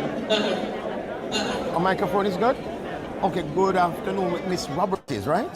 Evans Roberts. Evans Roberts. And Miss Evans Roberts is with the, I'm going to get some more clarification on this, the Office of Insolvency. Office of the Supervisor of Insolvency. Office of the Supervisor of Insolvency. Now, a lot of people hear this big name. What is the Office of the Supervisor of Insolvency? Well, it is one of the departments under the Ministry of Industry, Investment and Commerce. As you may have heard, we have 20. So we are one of the 20 departments of the ministry. 20 departments and agencies. So we are one of them. We also call ourselves the business ministry. So how does the Office of the Supervisor of Insolvency fit in the company? Every company has a cycle. Yes, you start and you end, and within that cycle, there might be some financial trouble. So it's the OSI, the Office of the Supervisor of Insolvency, is for persons and companies who are unable to pay their debts. This is called an insolvent person. A person who owes a minimum of $300,000 and is unable to pay the debts. Those persons can reach out to the Supervisor of Insolvency, and there are options under the Insolvency Act to deal with those liabilities, to deal with creditors who the debtors are unable to pay. And that assists me to be able to still run my business and to be able to perhaps access other financing to get my thing repositioned. So there are different options under the Insolvency Act. The option for proposal, that is to present a proposal to your creditors. Yes, the debtor can remain in possession, can continue to run the business at the same time dealing with the liabilities and satisfying the creditors, the amount owed to creditors. As a matter of fact, Insolvency Act provides that one of the definitions is that the creditors would agree to accept a lesser sum that is owed in full and final settlement of the debt. That is in lieu of the full amount, is it outstanding? In lieu of the full amount, yes. So they can be, it's debtors and creditors meeting at the table and agreeing to accept a lesser amount in full and final, because the creditors want the debtor to continue to operate. Okay, and that would be able to facilitate me now to still run my business and so on. Exactly. Does it mean that you step in and you intervene as a so-called, or for want of a better word, an interim manager or management team to assist us, or is something that you only guide us on? The supervisor guides. The supervisor is the one that the initial approach is to the Supervisor of Insolvency, but there are trustees, licensed trustees, and the government trustee. The Office of the Government Trustee is another department under me. So the supervisor would appoint the government trustee to be the one who does the actual work. The actual administrative work is done by the Office of the Government Trustee. So you facilitate opportunities and resources so that, but when I say resources, do you actually provide resources to assist, like, for want of a better term, bail out the client, or you simply provide them with new management techniques in order to be able to climb themselves out of the debt? Important, one of the resources that we don't provide is the money to repay. It's the debtor that repays, but you have the support for a person to be there, to be the administrators, to help the debtor in the best regime, the best way possible to make sure that creditors' debts are satisfied and they're given the opportunity to be given a new slate to start again. Because one thing with diaspora people is that they want to know that their organization in Jamaica, that if they have their little savings, they don't want to exhaust their savings down a road that is slippery slope. But then there is somebody who will be able to help them to come back from the brink of a precipice of complete disaster and help them to, retool and reorganize and get themselves going forward. And of course, Jamaica has that regime in place that of the persons who want to invest in Jamaica. It is here, it is available, that just in case, in the event of you falling into financial trouble, the assistant is there from the Office of the Supervisor of Insolvency and the Office of the Government Trustee. Because we know that persons need support along the way. Fayola Evans Roberts, it is? Fayola Evans Roberts. Fayola Evans Roberts. You're under the supervisor for this department? Supervisor of the department, yes. Office of Insolvency. Office of the Supervisor of Insolvency. That's okay, we have trouble with it all the time. Hey Fayola, thank you so much. This is very valuable information for our people in the diaspora, so they will, look forward to it. We have to follow through on this at some other time. Thank you so much. Thank you for having us. The pleasure is mine. Good. There you have it. Fayola Evans Roberts from the Department of the Office of Insolvency. We launched that campaign. We partnered with the JMA to launch the Buy Jamaica, Build Jamaica. So this campaign started with the Jamaica Agricultural Society, and we expanded across the other collaborative partners within the manufacturing sector.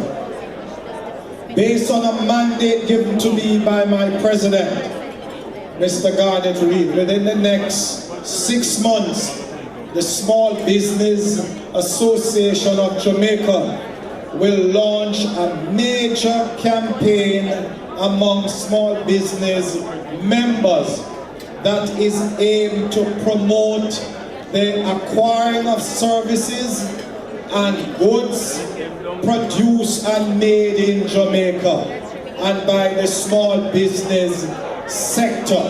And we will be saying to the consumers, whenever you go to the supermarkets, whenever you go to the stores, look for the labels and note that these products and these services are manufactured or grown by small actors within the Jamaican economy. And I am going to appeal to you to support the products, whether it is agro-processing services that are produced by the Small Business Association sector. So this conference is about creating opportunities, is about converting those opportunities for the sector, and that members of the small business sector can capitalize, can be supported, and can continue to be the engine of growth and development for the Jamaican economy.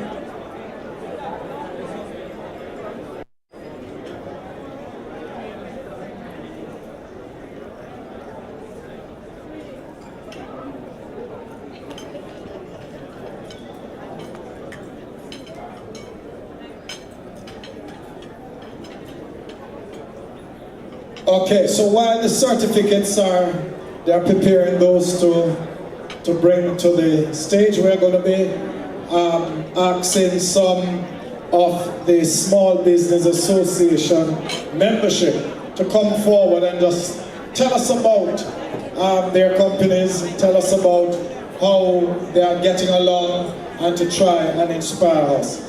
So Ms. Stephanie Gray, CEO of Stella Global, a new member, they're going to be coming right now to share with us as it relates to their testimony and to encourage others to do likewise. Ladies and gentlemen, members of the Small Business Association of Jamaica, guests all, put your hands together for Miss Stephanie Gray. Tiffany Gray.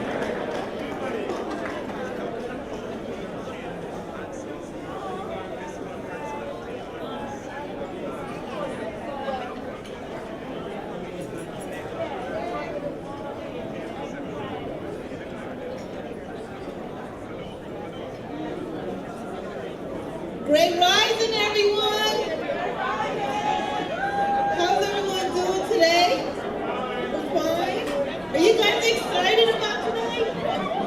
Yes? How's the conference been treating you all? Good? Yes, it turned out really beautiful. I'm a proud member of the Small Business Association of Jamaica, and I'm so glad to be here. My company is called Stella Global Realty, J.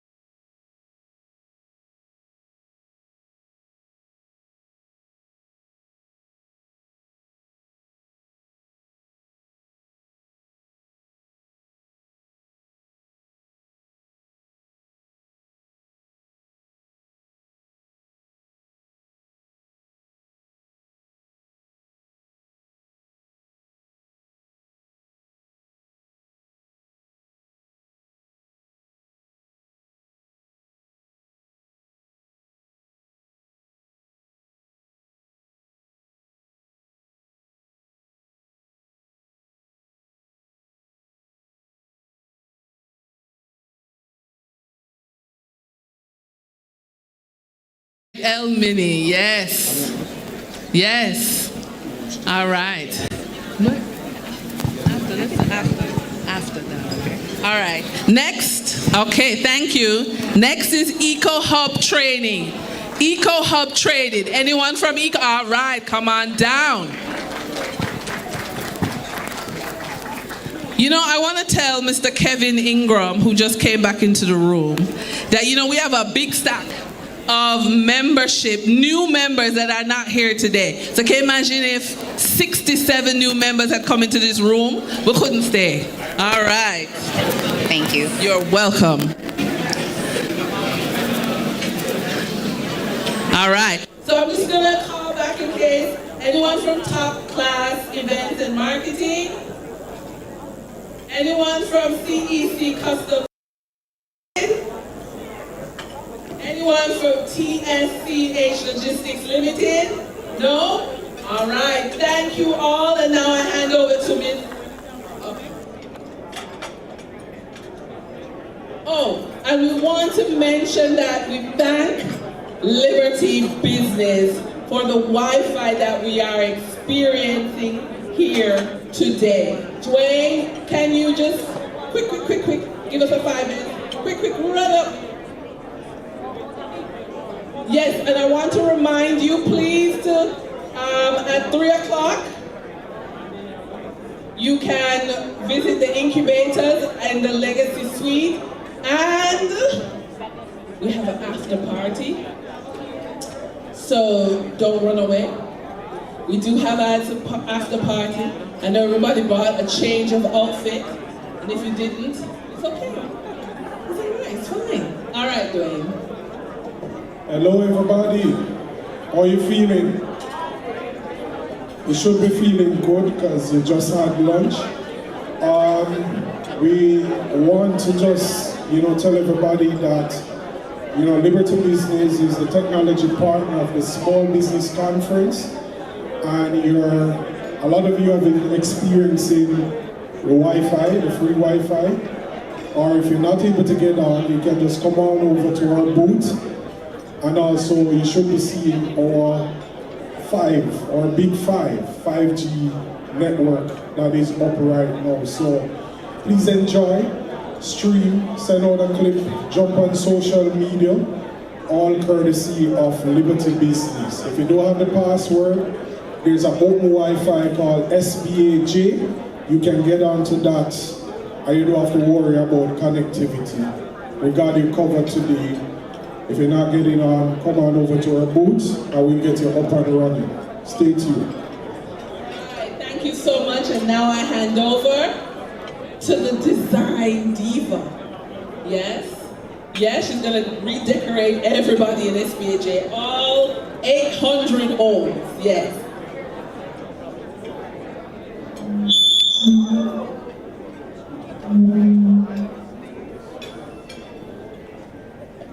Absolutely, I see that I'm going to have a lot of work coming to me, and as we continue and evolve and have this great conversation, conceptualized by the great Garnet Reed, one Garnet Reed on the up. A round of applause for all of the panels and the sessions thus far. So as we move on and as we continue this conversation, we've explored the journey from formalizing business to accessing investment and funding. And you know that we have to follow the money, because without money, there is no growth, and the connection and the relationships. So today's most successful businesses are those that embrace innovation, ladies and gentlemen. Harness technology, leverage the big words these days, which is a 2-letter acronym, AI, artificial intelligence. Strengthen digital capabilities, and of course adopt sustainable energy solutions to remain competitive in an ever-changing global marketplace and arena. The future is not just something that we wait for, it is something that we prepare for.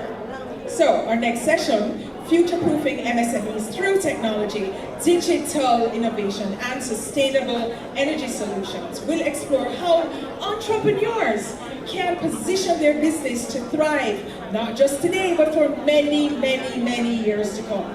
it is my pleasure to introduce our moderator, Mr. Andrew Pearman. Andrew, you're here? Here he is. Managing Director of Intelligent Solutions. Mr. Pearman is a respected technology leader with extensive experience helping organizations leverage digital transformation to improve efficiency, productivity, and long-term growth. Please join me in welcoming Mr. Andrew Pearman. All right, so joining him is an exceptional panel of experts, and judging by what we've seen and experienced so far, we know that the people who come up here are people who are solid. So, Mr. Ricardo Case, who is Senior Vice President, Shared Services at the Jamaica Public Service, JPS, who will discuss how sustainable energy solutions can help businesses improve efficiency and reduce operating costs. Mr. Ricardo Case, are you on your way? Mr. Dwayne Walters, SME Business Connectivity. Okay. Mr. Case is just running a little bit behind. He will be joining our session. All right, so we're moving on to Mr. Dwayne Walters, who is SME Business Connectivity Manager at Liberty Business Flow Jamaica, who will share practical insights into IT solutions and the transformative role of none other than artificial intelligence and helping business innovate, compete, and grow. Then we have Mrs. Nayatha Tate, Senior Specialist in Competitive Technology and Innovation at the Inter-American Development Bank, that is IDP Lab, who brings extensive experience in fostering innovation and supporting entrepreneurs through technology-driven development initiatives. Ladies and gentlemen, technology is no longer optional, it is essential. The businesses that adapt, innovate, and embrace digital transformation will be the ones that lead tomorrow. Mr. Pearman, the floor is yours.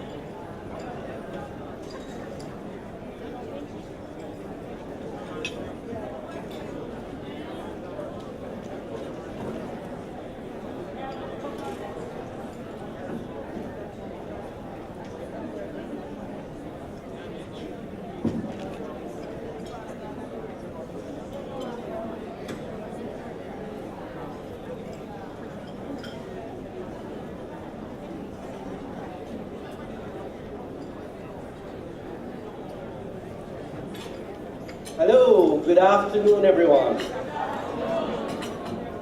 This panel is actually early.